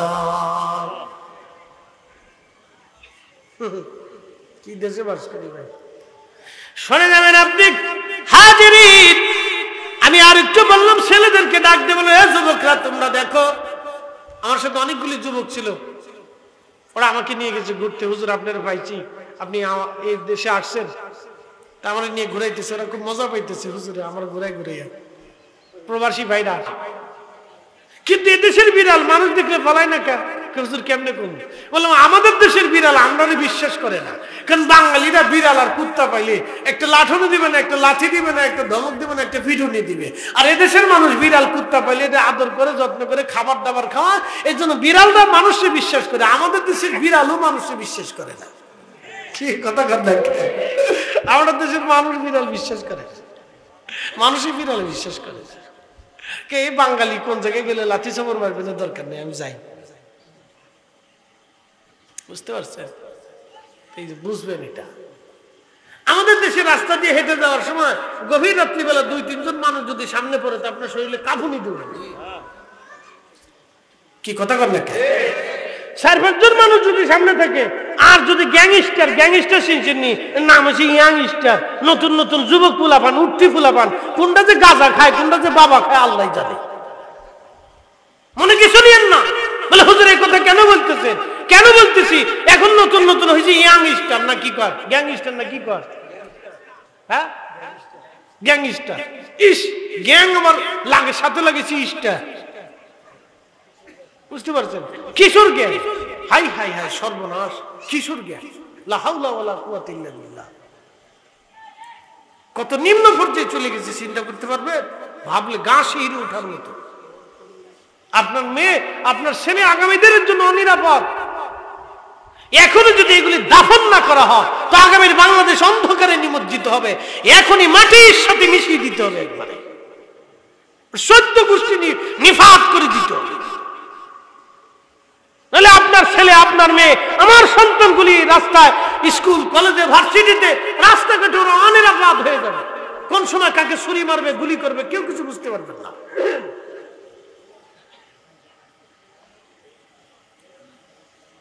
প্রিয় উপস্থিতি হাজির, ভালো করে শুনে যাবেন। হযরত আল্লামা শিবলি নোমানী রাহমাতুল্লাহ আলাইহি বলতেছিলেন, দুনিয়ার মানুষ আমি দেখলাম সেই বালি এবং পানি একসাথে খাচ্ছে। আমি দূর থেকে চিন্তা করলাম আজকে আমি উনার সাথে খানা খাবো। তখন আমি তার কাছে যা সালাম দিয়ে বললাম, হে আল্লাহর বান্দা, আপনার এই নিয়ামতপূর্ণ খাবারে আপনি আমাকে সঙ্গী বানান। সে বলল না। বলতেছিলাম না, দয়া করে আপনার খাবারের অংশে আমাকে সঙ্গী বানান। তখন সেই যুবক জবাব দিল, হে আল্লাহর বান্দা, কোন খাবারে কোন রিজিকে সন্দেহ করতে হয় না। আপনি তো আমার খাবার নিয়ে সন্দেহ করেছেন, আবার কেন খাবার খাইতে চান? একবার জোরে বলা যাবে কি মারহাবা? এশকের গভীরতা যদি রে জানিতে চাও, প্রেমের গভীরতা যদি রে জানিতে চাও, কামেলের পদ তলে নেশার হইয়া যাও। দেখ না ফরিদ করিল দান, অমূল্য চক্ষুরাতন, ইব্রাহিম সারিয়া দিল মহামূল্য সিংহাসন। ইব্রাহিম বিন আদহাম বলখের বাচ্চা ছিলেন। বলখ চিনছেননি? বলকান অঞ্চল, Balkan, Uzbekistan, Russia, Turkmenistan, Azerbaijan, এই বেল্ট চেচনিয়া, বসনিয়া, তুরস্ক, এই বেল্টগুলিকে আগে বলা হতো বলকান, বলকান অঞ্চল। ইতিহাস শুনে যাবে। রুশিয়া, চেচনিয়া, বসনিয়া, হার্জেগোভিনা, আর্মেনিয়া আর জর্জিয়া, এই অঞ্চল একসময় মুসলিম খুব অধ্যুষিত ছিল। এটাকে বল্ক বলা হতো। এই বল্ক অঞ্চলের অনেক বড় সম্পদওয়ালা বাদশাহী ছিল হযরত ইব্রাহিম বিন আদহাম রাহিমাহুল্লাহ। একসাথে বলবেন না মারহাবা। তো তিনি বাদশাহী ছেড়ে দিয়ে আল্লাহ পাওয়ার জন্য দিনহীন হয়ে রাস্তায় বের হয়ে গেলেন। তো ঘুরতে ঘুরতে ঘুরতে ঘুরতে এক আল্লাহর ওলির বারগাহে পৌঁছে গেলেন। পৌঁছে বলেন, হুজুর আপনার সাথী হিসেবে, খাদেম হিসেবে আপনি আমারে রাখেন। হযরত ইব্রাহিম বিন আদহামকে ডাক দিয়ে বললেন, বেটা তুমি যদি আমার খেদমত করতে চাও তাহলে শোনো, একটানা 12 বছর আমার তাহাজ্জুদের পানি তোমার জোগাড় করে দিতে হবে। কিসের পানি? কত বছর? 12 বছর তাহাজ্জুদের পানি। এখানে খুব কম লোকই আছে তাহাজ্জুদ গুজারি, রহমত পালন করেনা, খুব কম লোক আছে, খুব কম আছে তাহাজ্জুদ গুজারি। 12 বছর ধরে একটানা তাহাজ্জুদের পানি আমার জোগাড় করে দিতে হবে। তো সে সময় ওই এলাকা তো ঠান্ডা এলাকা। কি এলাকা? ঠান্ডা, প্রচুর শীত পড়ে, -ডিগ্রি পর্যন্ত চলে যায়। তো ওই সময় পানি উঠাইয়া পানি আইনা হুজুরের জন্য গরম করে দিতে হবে। হুজুর রাজি আছে, ঠিক আছে তাহলে খেদমত করো। আল্লাহর ওলির সহবতে 12 বছর একটানা খেদমত করলেন, তাহাজ্জুদের পানি উঠাইলেন। বুঝতেই পারতেছেন যাদের কথা না, তাহাজ্জুদের সময় পানি আনবে, নির্দিষ্ট সময় ঘুম থেকে উঠতে হবে, আবার পানি আনবে, পানি এনে সেই পানি গরম করবে, গরম করে হুজুরকে ডেকে হুজুরের কাছে দেবে, হুজুর ওযু করবে, নামাজ পড়বে, নিজেও তাহাজ্জুদ পড়বে, হুজুরও পড়বে। এইভাবে 12টা বছর পার হয়ে গেল। 12 বছর পার হয়ে যাওয়ার পরে আল্লাহর ওলি বললেন, বাবারে আজকেও পানি নিয়ে আসো। শেষ দিন 12 বছর যেই দিন শেষ হবে সেই দিন ফজরের তাহাজ্জুদের সময় পানি আনতে গেলেন। আল্লাহর ওলি তার পীর ভাইকে পাঠাই দিয়ে বলেন, বাবা যাও তাকে একটু পরীক্ষা করে আসো। পরীক্ষাটা কি? পরীক্ষাটা হলো পানি উঠানো নিয়ে তুমি তার সাথে ঝগড়া বাঁধাবা, দেখি তার রিয়াকশনটা কি আসে। 12 বছর খেদমতের ফজিলত কি আসে একটু বুঝবো। 12 বছর খেদমতের ফজিলত কি আসে একটু বুঝতে চাই। এই লাড়াচাড়া দিয়েন না, যারা জাকির ভাই আছেন শুনে যান, যারা জাকির ভাই আছেন শুনে যান। সভাপতির পদ চলে গেলে হে বিরাট বড় বেজার হয়ে যায়। আসেন এবার আসেন, জায়গা মতো চলে গেছি। দাদা রাগ করেন না, সভাপতির পদ চলে গেলে বিরাট বেজার হয়ে যায়। এবার আসেন, জায়গা মতো আইছি, দেখা যাক কি হয়। তো পীর মুর্শিদ পরীক্ষা করার জন্য পীর ভাইকে পাঠাইছে, যাও তুমি তার সাথে একটু ঝগড়া বাঁধাও, তার কি প্রতিক্রিয়া হয় পরে রেজাল্ট দেব। সে পানি উঠাইতে গেছে, সেও পানি উঠাইতে গেছে।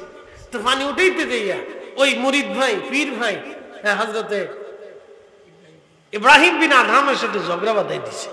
তো ইব্রাহিম বিন আদহাম তো আগে রাজা ছিলেন, বাদশা ছিলেন। তো সে বাদশা যদি গরিব হয় কিন্তু বাদশাই নজর যায় না, আর ফকির যদি রাজা হয় তাহলে তো ফকিরেরই নজর যায় না। এই জন্য আত্মীয়তা করার আগে বুঝে সুঝে করে। ছোট লোকের সাথে আত্মীয়তা করবেন না। যারা যৌতুক চায় ওর 14 গোষ্ঠী তালাক দিয়ে দিবেন, ওর সাথে আত্মীয়তা করা যাবে না, ও ছোট লোক। যাই আসতে কলকে জোরে বলেন, ছোট লোক, এর সাথে আত্মীয়তা করবেন না, মনে রেখে। বাচ্চা যদি গরিব হয় তো বাচ্চাই নজর যায় না, আর ছোট লোক যদি ধনী হয়ে যায় তো ছোট লোকই নজর যায় না, মনে রেখে। খুব ভালো করে শুনবেন। ইব্রাহিম বিন আদহাম বাচ্চা ছিলেন, পীর ভাইয়ের সাথে ঝগড়া হলো। একটা পর্যায়ে রাগান্বিত ভাবে পীর ভাইয়ের মুখের মধ্যে একটা থাপ্পড় মেরে বলেন, মেরে দিচ্ছে একটা। রেজাল্ট হয়ে গেছে, পরীক্ষা হয়ে গেছে, ফাইনাল পরীক্ষা শেষ। ফজরের নামাজ কালাম পড়িয়া হুজুরের সামনে এসে বলতেছে, হুজুর 12 বছর তাহাজ্জুদের পানি জোগাড় করছি, আমার কি এখন ছুটি হয়েছে? বলতেছে, বেটা ইব্রাহিম বিন আদহাম, 12 বছর তো তাহাজ্জুদের পানি জোগাড় করলা, তাহাজ্জুদ তো বাবা পড়লা, কিন্তু বাদশাহীর নজর এখনো যায় নাই। অহংকার এখনো, একসাথে বলেন অহংকার এখনো, অহংকার এখনো। মানুষ ভালো করে শুনবেন, আমি সব মানুষকে বলতেছি, হিন্দু মুসলমান সবাইকে বলতেছি, অহংকার যে করছে তার ধ্বংস এসে গেছে। কথা বলে ঠিক কিনা? অহংকার করা যাবে না, নেভার, কখনোই না। অহংকার যার আসবে সেই শেষ হয়ে যাবে। অহংকার একমাত্র আল্লাহর চাদর, এটা ধরবেন না, সাবধান, কখনোই ধরবেন না। অহংকার আল্লাহর চাদর, এটা ধরবেন না।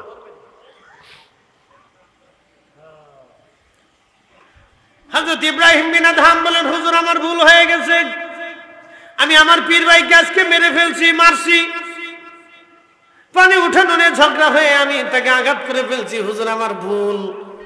তখন বলেন, বাবারে আরো 12 বছর পানি উঠাইতে হবে, আরো 12 বছর। কত বছর? 12 বছর ধরে পানি উঠাইলেন, 12 বছর পানি উঠাইলেন। 24 বছর পরে হুজুর আবার পরীক্ষা করার জন্য আর একজন পীর ভাইকে পাঠাইলেন, যাও আজকে পানি উঠানো নিয়ে আমার ইব্রাহিমের সাথে ঝগড়া বাঁধাবা, দেখি তার প্রতিক্রিয়া কি আসে। 24 বছরের শেষ দিনে যখন পানি উঠাইতে গেলেন, আহা, ঠিক ইব্রাহিম বিন আদম রহমাতুল্লাহর সাথে ঝগড়া হলো। ঝগড়ার একটা পর্যায়ে ইব্রাহিম বিন আদমকে এবার তার পীর ভাই দেখি রাগ করে কিনা, একটা সুন্দর করে তার মুখের মধ্যে থাপ্পড় মারছে। আজকে ইব্রাহিম বিন আদমের মুখের মধ্যে থাপ্পড় মারছে, দেখি রাগ আসে কিনা,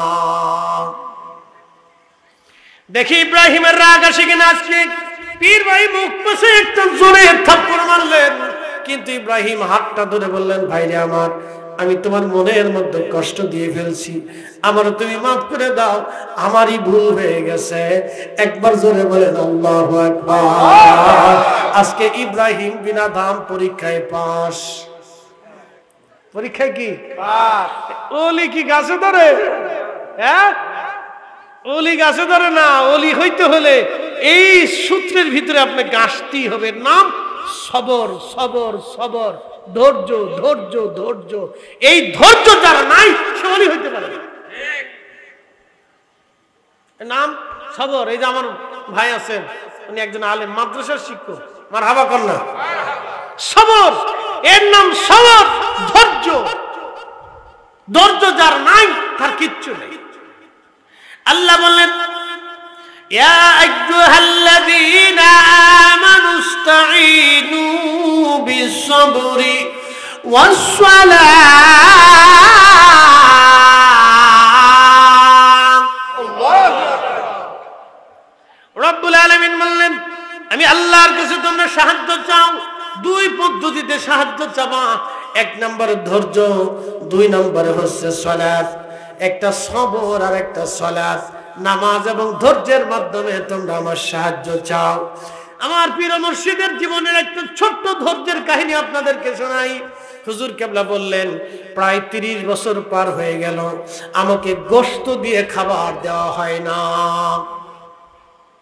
কত বছর? 30 বছর। পারবে?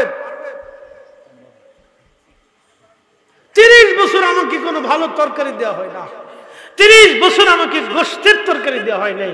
শুনলাম একটা খাসি জবাই হয়েছে, রান্না হয়েছে, রান্না চলতেছে। তা আমি খুব আশা নিয়ে দৌড়াইয়া পাকশালায় গেলাম, দেখি তোমাদের দাদা হুজুর ওই ওরল দিয়ে এই তরকারি গুটাগুটি করতেছে। তা আমি দৌড়ে কাছে যাওয়ার পরে ওর উঠাইয়া আমাকে বললো, বাবা হাত বাড়াও। তো আমি হাত বাড়াইলাম, একটু ঝোল দিয়ে বললো, বাবা একটু টেস্ট করে দেখো তো, একটু চেক দিয়ে দেখো তো লবণ কেমন হয়েছে। তো আমি মুখে হাত জিহ্বা লাগাই দেখলাম অমৃত স্বাদ, এতই চমৎকার। 30 বছর গোশতের কোন তরকারি নসিবে, ভালো কোনো খাবার নসিব হয় না। 30 বছর ধরে এই নর্মাল খাবার খাইয়া, ভাত খাইয়া, পানি খাইয়া, লবণ খাইয়া এইভাবেই চলতেছে। এক বেলা খাবার অর্ধ চামচ দিত, 2 চামচ দিত না, 1 চামচ দিত না, 2 বেলাও দিত না। 24 ঘন্টায় এক বেলা অর্ধ চামচ। বুঝতে পারছেন? ওলি গাছে ধরে, চাইলে ওলি হওয়া যায়। ইস, এতই যদি হতো তো কাজই হয়েছিল। হাই হাই হাই, 30 বছর সবর ধরলেন, 30টা বছর ধৈর্য ধরেছিলেন, 30 বছর ধৈর্য ধরেছিলেন। 30 বছর পরে একটু ঝোল হাতের ভিতর দিয়ে বলেন, বাবা একটু পরীক্ষা করে দেখো তো কেমন হয়েছে। জিহ্বা লাগায় দেখলাম এত অমৃত স্বাদ, এতই চমৎকার। বললাম হুজুর অনেক চমৎকার হয়েছে। ভাবলাম আজকে মনে হয় আমাকে খাবার দিবে। আমার সামনে সবাই খাসির গোশত দিয়ে খাবার দিল, আমারে দিল না। বাবা সেই দিন আমার রাগ আসে নাই, পীর মুর্শিদের দরবার থেকে চলে আসি নাই বাবা, আমি ধৈর্য ধরেই ছিলাম। একসাথে বলবেন আল্লাহু আকবার। না না ভাই না, আরো জোরে বলেন আল্লাহু আকবার। সভাপতির পদ গেলে গা বেজার হয়ে যায়, বেজার হওয়ার কিছু নাই। ঘুরতে ঘুরতে আমারে বানাইছে দরবারে উলামা প্রধান। আমি শাহজাহানকে তো বললাম, শাহজাহান আমার মাফ করে দেন, আমি খুব ব্যস্ত মানুষ, আমার বাচ্চাদেরকেও সময় দিতে পারি না। আমি এত ব্যস্ততা যে আমি আমার বাচ্চাদেরকেও সময় দিতে পারি না, আমার মাফ করে দেন। এত বুঝা আমার উপর সাফায়ার না, কেন আপনার দায়িত্ব পালন করতে হবে। মাঝে মধ্যে মনে মনে চিন্তা করি, আল্লাহ কেউ যদি কইতো যে আমার দিয়ে দেন, তাহলে আমি মাথার উপর দিয়ে গেলে তুমি লয়ে যাও। পথ গেলে মন খারাপ করে না, ভাববেন আর একটা নিয়ামত আপনার জন্য জোগাড় হয়ে রয়েছে। একসাথে বলবেন না মারহাবা। তরিকা, এটার নাম তরিকা। আপনাদেরকে ইব্রাহিম বিন আদহাম দিয়ে বুঝাই দিলাম ধৈর্য। আল্লাহ বলছেন ইন্নাল্লাহা মা'আস সাবিরিন, নিশ্চয় আমি রব ধৈর্যশীলদের সাথে থাকি।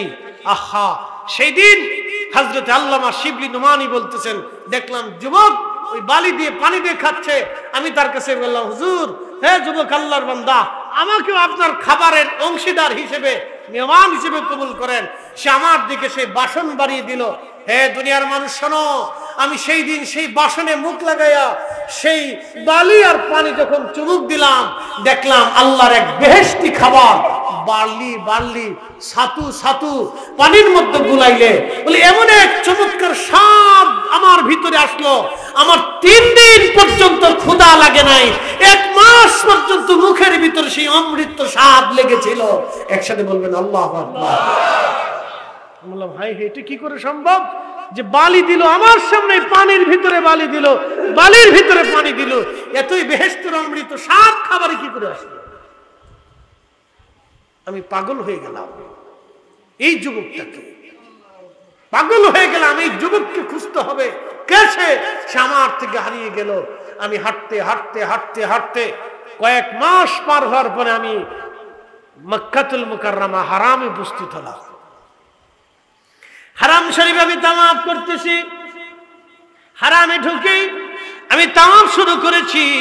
এমন সময় দেখলাম সেই যুবকটাও হারাম তাওয়াফ করে, হেরেম শরীফ তাওয়াফ করতেছে, বাইতুল্লাহ তাওয়াফ করতেছে।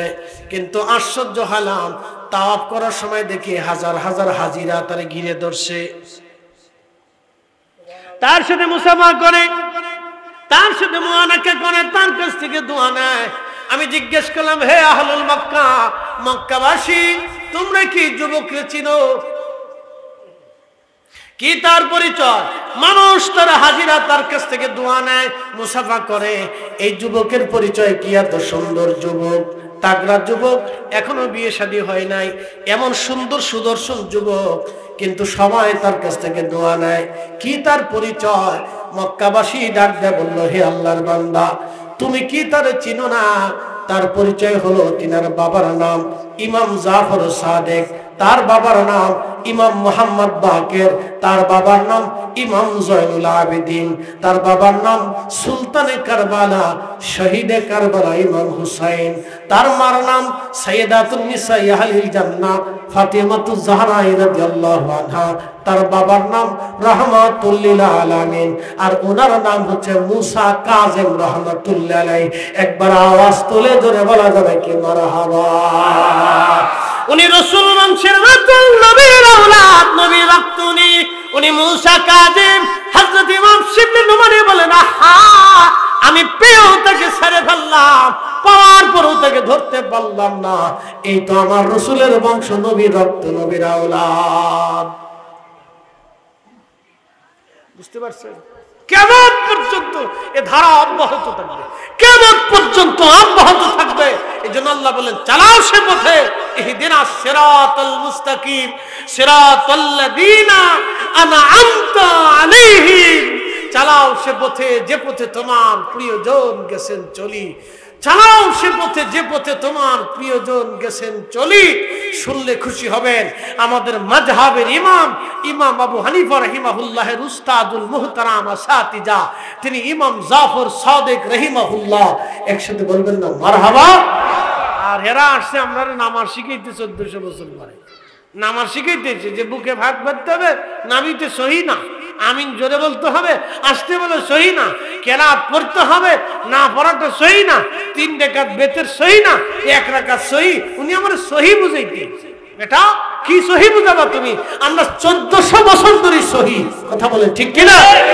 আমাদের নসল সহি, আমাদের সিলসিলা সহি, আমাদের মাযহাব সহি, আমাদের আইম্মা ইকরাম সহি, আমাদের ইমামরা আকাবিররা সহি।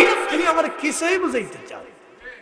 হ্যাঁ, আমরা আকাবিরের দেশে দ্বীন এনেছে, হাদিস শিখিয়েছে, হাদিসের দোষ দিয়েছে। আরে মুজাদ্দিদ আল ফেসানি সেরহিন্দি জমিনে না আসলে এদেশের মুসলমান তো কালেমাই খুঁজে পেত না। কালেমা হয়ে গেছিল লা ইলাহা ইল্লাল্লাহ আকবারু খলিফাতুল্লাহ, কালেমা চেঞ্জ হয়ে গেছিল। যদি মুজাদ্দিদ আল ফেসানি না আসতো তাহলে কালেমাই নসিব হইতো না। তুমি সহি সহি মারতেছো নাকি? সহি সহি বুঝাইতে চাও বেটা? তো সহির খবর তো পরে আসতো, আগে কালেমাই তো খুঁজে পাইতো না, তো সহি বাবা কোথায়? কি আসতে কোন কেন জোরে বলে?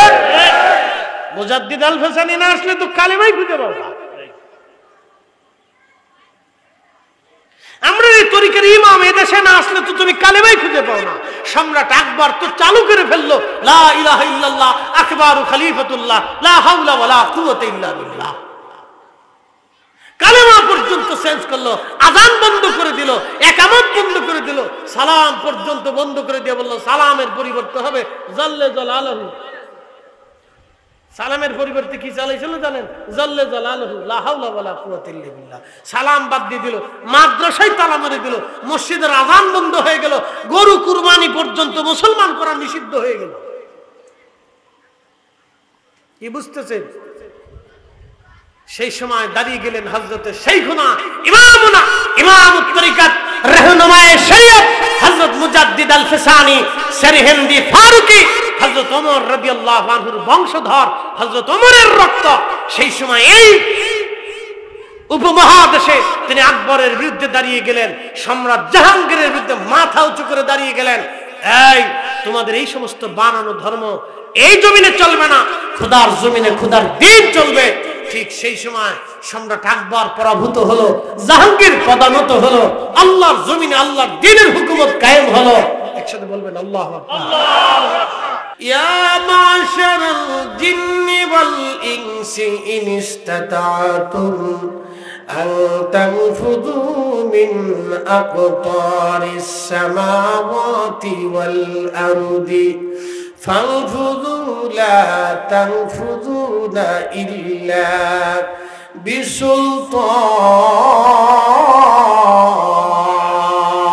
بسلطان যে যাহারে ভালোবাসে সে তো কবু ভুলে না, যে যাহারে ভালোবাসে সে তো কবু ভুলে না। মৌলা তোমায় ভালোবাসে, রাসূল তোমায় ভালোবাসে, তুমি তারে ভুইলো না, যে যাহারে ভালোবাসে সে তো কবু ভুলে না।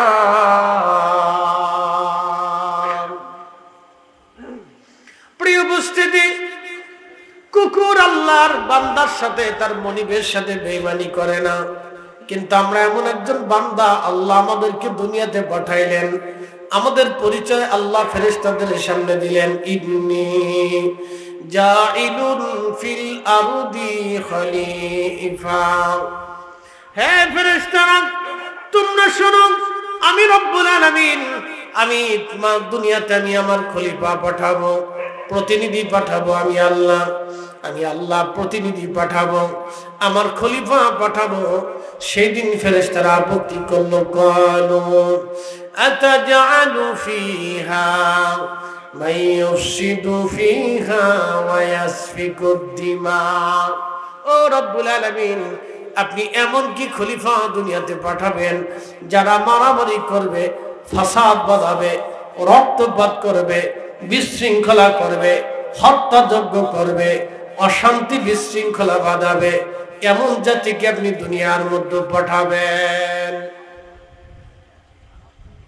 আল্লাহ আপনি কি এমন জাত দুনিয়াতে পাঠাবেন যারা পৃথিবীতে বিশৃঙ্খলা করবে, অশান্তি বাঁধাবে, যুদ্ধ বিগ্রহ করবে, খুন খারাপি করবে, কাটাকাটি করবে, মারামারি করবে? কয়েকদিন আগেও খবরে দেখলাম একটা ছেলে নিজের বাপ মাকে নেশার টাকা না পাইয়া বাবা মারে হত্যা করিয়া নিজের ঘরের ভিতরে দাফন করে রাখছে। কি বুঝলেন? এই জন্য ছেলে মেয়ে খালি জন্ম দিয়ে ইঁদুরের মতো ছেড়ে দিলে হবে না, ওঠে একবারে 100 একবারে দুর্বীক্ষণ দিয়ে, অনুবীক্ষণ দিয়ে তারে পর্যবেক্ষণে রাখতে হবে এটা করেটা কি। তাই না? আপনার জীবনের কোনো নিরাপত্তা নেই। একটা ছেলে একটা মেয়ে যদি একবার নেশাগ্রস্ত হয়ে যায়, আপনি কিছু করতে পারবেন না, কিন্তু সর্বনাশ হয়ে যাবে। আপনি বুঝতে পারতেছেন সর্বনাশ হয়ে যাবে। আর এক বাবাকে দেখলাম নিজের মেয়েকে হত্যা করছে, ছোট্ট মেয়ে হত্যা করে ফেলছে, কোনো অনুভূতি নেই। লোকেরা জিজ্ঞেস করতেছে, তুই তোর নিজের সন্তানকে হত্যা করলি? বলে খাইতে দিতে পারি না, মেরে ফেলছে। মানে ও নেশাগ্রস্ত।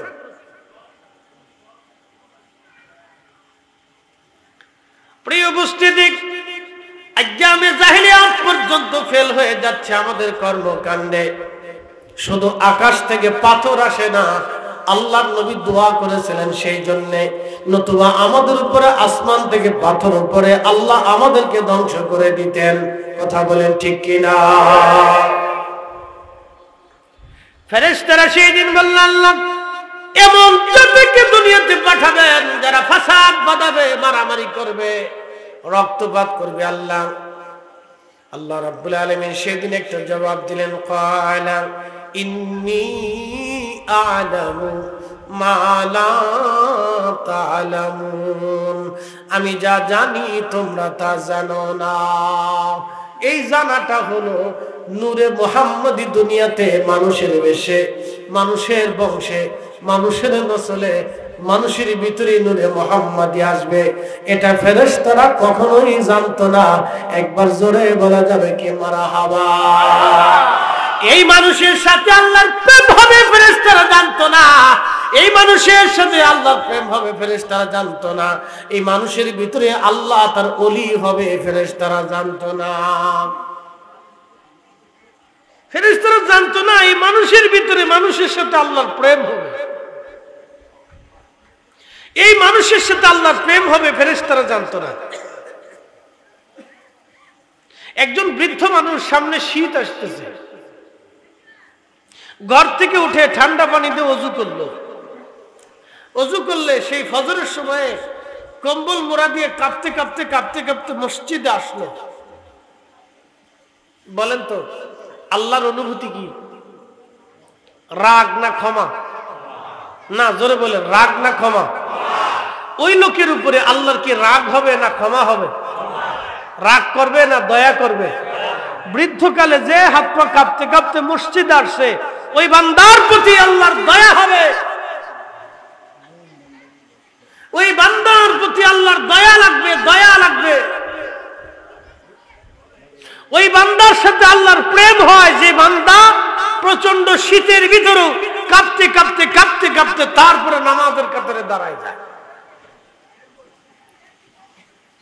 ওই বান্দার প্রতি আল্লাহর দয়া লাগে যে বান্দা প্রচন্ড ক্ষুধা নিয়ে, তৃষ্ণা নিয়ে রোজা রাখে, কিন্তু রোজা ভাঙ্গে না।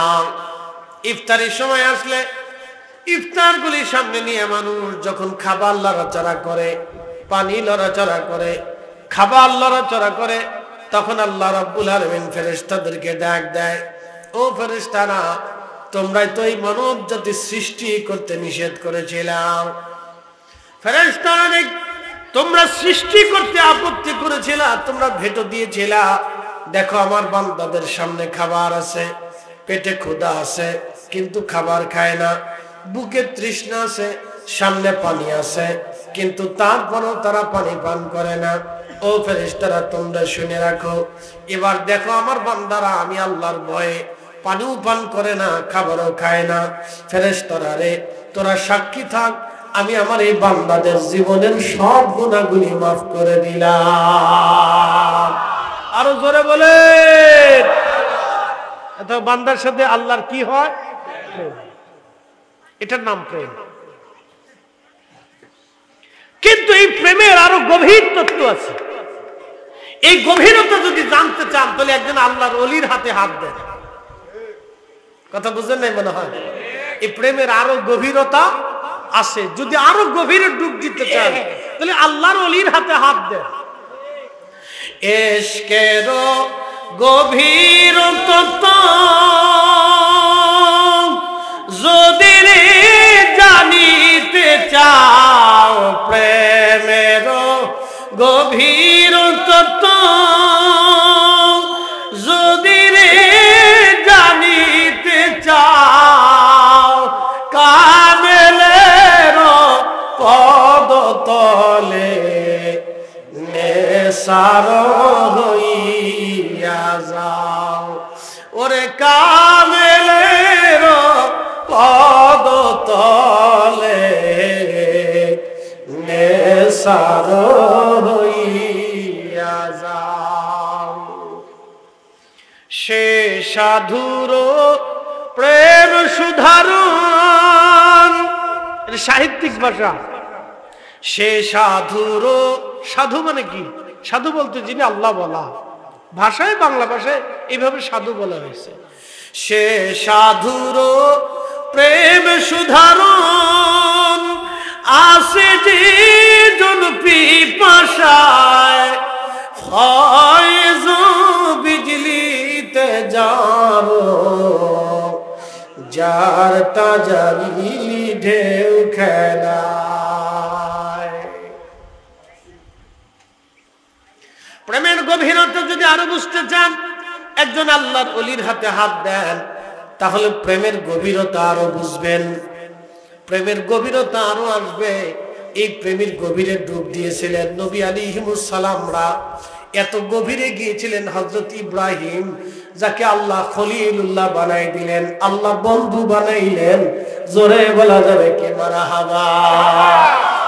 প্রেমের এত গভীরে সাইয়েদুনা ইব্রাহিম গেলেন, এত প্রেমের গভীরে তিনি ডুব দিলেন। মাওলার প্রেমে, আল্লাহর প্রেমে এত গভীরে তিনি ডুব দিলেন। হায় হায়, প্রেমের গভীরে ডুব দিয়া হযরত সাইয়েদুনা ইব্রাহিম আলাইহিস সালাতু ওয়াস সালাম খলিলুল্লাহ হয়ে গেলেন। হযরত ইব্রাহিমকে আগুনের মধ্যে ফেলে দিচ্ছে, জিবরাইল আলাইহিস সালাম এসে সামনে উপস্থিত। ওগো সাইয়েদুনা ইব্রাহিম, আপনি যদি বলেন আপনাকে আগুন থেকে তুলে ধরে রাখি। ইব্রাহিম ডাক দিয়ে বললেন, জিবরাইল, আমি ছাড়া আর তো আল্লাহর এই জমিনে কোনো বান্দা নাই, কোন নবী এই মুহূর্তে নাই। আমি ছাড়া আল্লাহকে আল্লাহ ডাক দেওয়ার মতো আর কেউ নাই। আল্লাহর যদি ইচ্ছা হয় আমাকে আগুনে পুরাই মেরে ফেলবে, আমি ইব্রাহিমের কোনো আপত্তি নাই। সুবহানাল্লাহ বলবেন। এটা একটা প্রেমের গভীরতা। জোরে বলেন, প্রেমের গভীরতা। কোন স্বামী যদি স্ত্রীর প্রতি রাগ করে বসে আর স্ত্রী যদি চিতে চিতে স্বামীর বাড়ি থেকে চলে যায়, তাহলে বুঝতে হবে ওই স্ত্রীর কলিজায় স্বামীর প্রতি মহব্বত নাই। সূত্র সহজ, একবারে দারুণ সূত্র শিখে দিয়েছি। আমার আমির দাদার জীবনে আর কোনো চিন্তা নেই, কারণ উনি জানে যার জীবনেও কোনোদিন যাইতো না। আমরা পেরেশানির ভিতরে আছি। কোন স্ত্রী যদি স্বামী স্ত্রীর উপরে কোনো কারণবশত রাগ হয়ে গেছে, তখন স্ত্রী রাগারাগি করে বাড়ির থেকে বেরিয়ে চলে গেল, বুঝতে হবে ওই স্বামীর প্রতি স্ত্রীর মহব্বত নাই। স্বামীর রাগ হয়ে গেছে, তখন যদি স্ত্রী স্বামীর রাগ ভাঙ্গায়, তাহলে বুঝতে হবে এটা অরিজিনাল খাঁটি স্ত্রী। একসাথে বলবেন না মারহাবা। বেদিন আমার ওয়াজ শুনতেছে, কেউ হুজুর এই ওয়াজ কতদিন পরে গাইলো, এটা কেন 100 বছর আগে কইল না? মনে রাখেন, খাঁটি স্ত্রী, জীবনের সব ছেড়ে দিয়ে এই স্ত্রী ছেড়েন না বলে দিয়ে গেলাম। এটা হলো অরিজিনাল খাঁটি স্ত্রী। জীবনে সব ছাড়বেন কিন্তু বিবি ছাড়বেন না। কারণ মনে রাখবেন সে আপনাকে ছেড়ে কোনোদিন যাবে না। প্রিয় উপস্থিতি হাজিরিন, সাইয়েদনা ইব্রাহিম আল্লাহর সাথে প্রেমের গভীরে এত পরিমাণে চলে গেলেন, জিব্রাইল আমি ছাড়া তো রবের আর কেউ নাই জমিনে। আল্লাহ ডাকার মতো ইব্রাহিম রে, জিব্রাইল রে, যদি আমার রব চায় আমাকে পুরাই ফেলবে আমি তাতেও রাজি আছি, আর আমার রব যদি আমাকে বাঁচায় আমি তাতেও রাজি আছি। আমি সব আমার রবের ইচ্ছার উপরে ছেড়ে দিলাম। ঠিক তখনই আল্লাহ ডাক দিলেন, ইয়া নারু কুনি বারদাও ওয়া সালামান আলা ইব্রাহিম।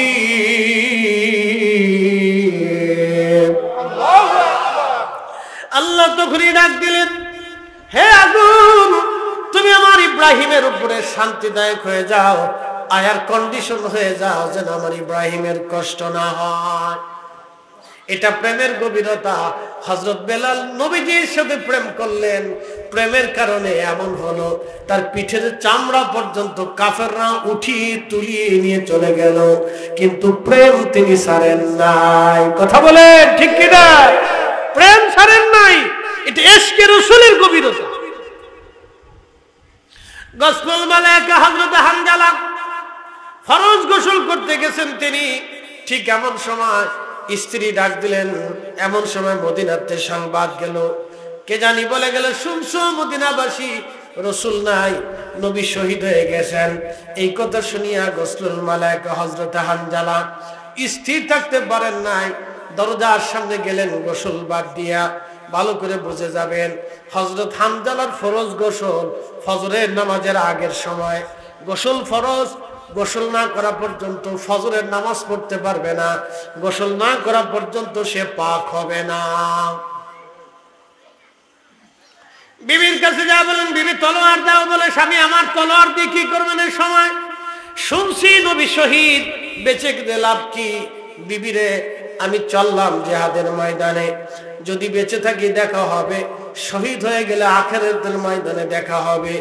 নবী যদি না থাকে তাহলে আমি হানজালার জীবনে বেঁচে থেকে লাভ কি? ওই অবস্থায় হানজালা চলে গেলেন, গোসলও হলো না, ফজরের নামাজও হলো না।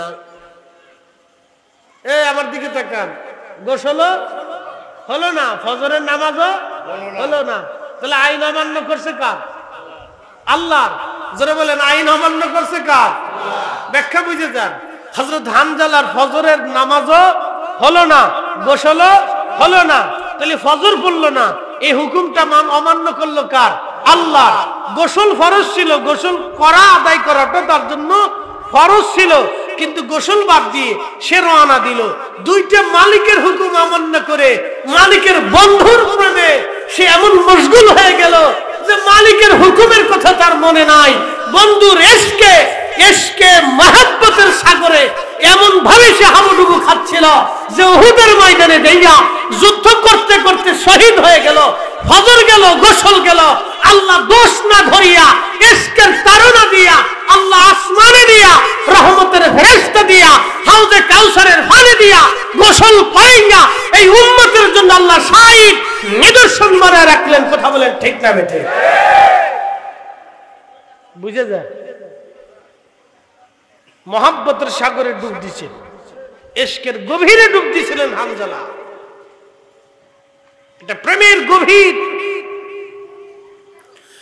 ইশকের গভীর তথ্য যদি রে জানিতে চাও, কামেলের পদতলে নেশার হইয়া যাও। ওরে কামেলের পদতলে নেশার হইয়া যাও। হযরত হানজালা প্রেমের সাগরে ডুব দিয়া গোসলুল মালায়েকা হয়ে গেল। হযরত বেলাল প্রেমের সাগরে ডুব দিয়া আশিকে রাসূল হয়ে গেল, মুয়াজ্জিনে রাসূল হয়ে গেল।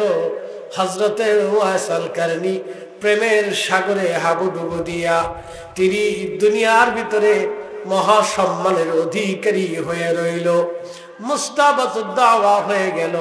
সে আসমানে দোয়া করলে ওই দোয়া আল্লাহর ফেরত দিত না, কারণ ইশকে রাসূলে, ইশকে ইলাহিতে হযরত ওয়াইস আল কারনী নিজের জীবনকে অতিবাহিত করেছিলেন। ইশকে ইলাহির ভিতরে এত পরিমাণে তিনি ডুব দিয়েছিলেন, ইশকে রাসূলে এমন ডুব দিয়েছিলেন যে আল্লাহর নবী বলে গেলেন, আমার উম্মতরা যদি তোমরা আমার ওয়াইস আল কারনীকে পাও, তার কাছ থেকে দোয়া চেয়ে নাও।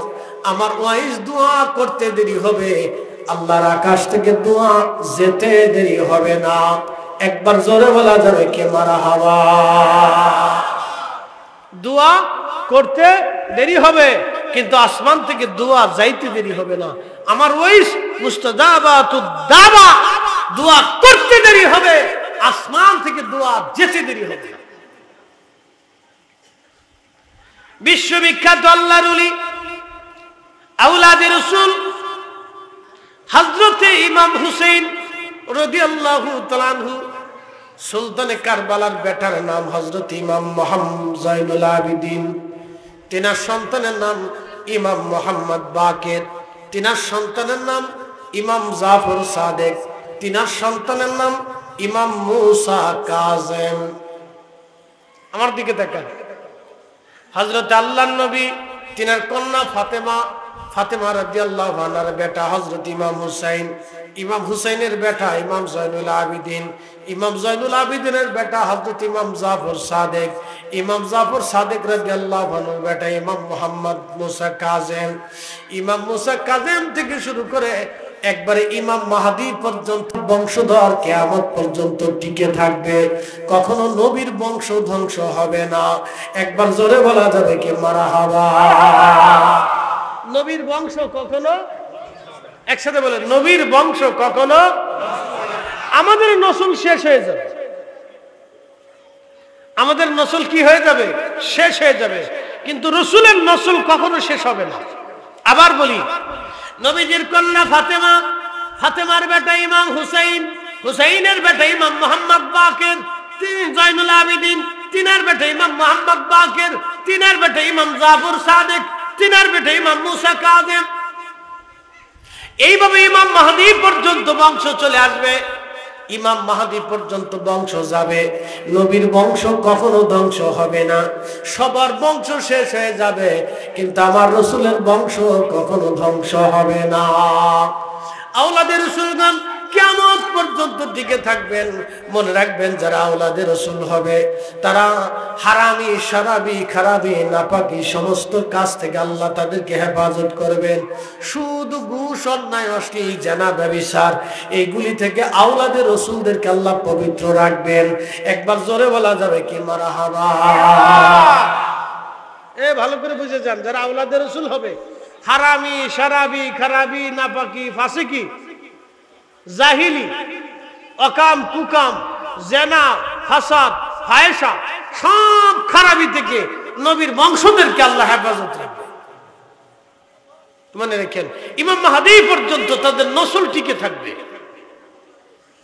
বলে বাস্তব প্রমাণ কি? একটা ঘটনা দিয়ে আপনাদেরকে শোনাই। ইমাম শিবলি নুমানী রাহিমাহুল্লাহ তিনি বলতেছেন, আমি হজে গেলাম, তো হজ শুরু করবো আমি ইরাক থেকে। উনি ইরাকের বাসিন্দা ছিলেন। তো ইরাক থেকে আমি হজের উদ্দেশ্যে রওনা করব। ইরাক থেকে যে হজের কাফেলা আসবে ওই কাফেলার সাথে আমরা রেডি হলাম। আপনারা জানেন, বাংলাদেশ থেকে যখন হজে যান তখন এক একটা গ্রুপ এজেন্সির মাধ্যমে তো যাইতে হয়। তো ওই সময় গ্রুপ এজেন্সির কারো 150, 200, 300, 400, 500 হাজি নিয়ে সে তার বিমানে সহ তার গাইড গুইড সহ নিয়ে যায়। আরে বাচ্চাদেরকে একটু ভিতরে পড়ান, কথা বুঝে না নাকি? একটু দরুশি পড়েন, আল্লাহুম্মা সাল্লি আলা সাইয়্যিদিনা মাওলানা মুহাম্মাদ ওয়া আলা আলি সাইয়্যিদিনা মাওলানা ইমাম জাফর সাদিক রাদিয়াল্লাহু আনহুর বেটার নাম ইমাম মুসা কাযেম। ইমাম জাফর সাদিক ছিলেন দুনিয়ার শ্রেষ্ঠ মুহাদ্দিসদের মধ্যে অন্যতম শ্রেষ্ঠ মুহাদ্দিস। ইমাম জাফর সাদিক রাহিমাহুল্লাহর ছাত্র ছিলেন ইমাম আবু হানিফা রাহমাতুল্লাহ আলাইহি এবং বাইজিদ বুস্তামি রাহমাতুল্লাহ আলাইহি। বাইজিদ বুস্তামি থেকে আমাদের এই নকশবন্দিয়া মুজাদ্দিদিয়া তরিকা আসছে। মারহাবা বলবেন না? ইমাম জাফর সাদিক রাদিয়াল্লাহু আনহুর মুরিদের নাম বাইজিদ বুস্তামি। বাইজিদ বুস্তামি থেকে আমাদের এই সিলসিলা আসছে। হ্যাঁ, আসতে হয়ে গেছে না? জোরে বলেন। এত সহজ ভাবতেছেন কেন? আমাদের নসল দুঃখিত, আমাদের সিলসিলার রশি খুব মজবুত, সিলসিলার রশি খুব মজবুত, রশি খুব মজবুত, দামি রশি নকশবন্দিয়া মুজাদ্দিদিয়া। এর সবব হযরত বাইজিদ বুস্তামি হয়ে ইমাম জাফর সাদিক থেকে বাইজিদ বুস্তামি হয়ে আসে।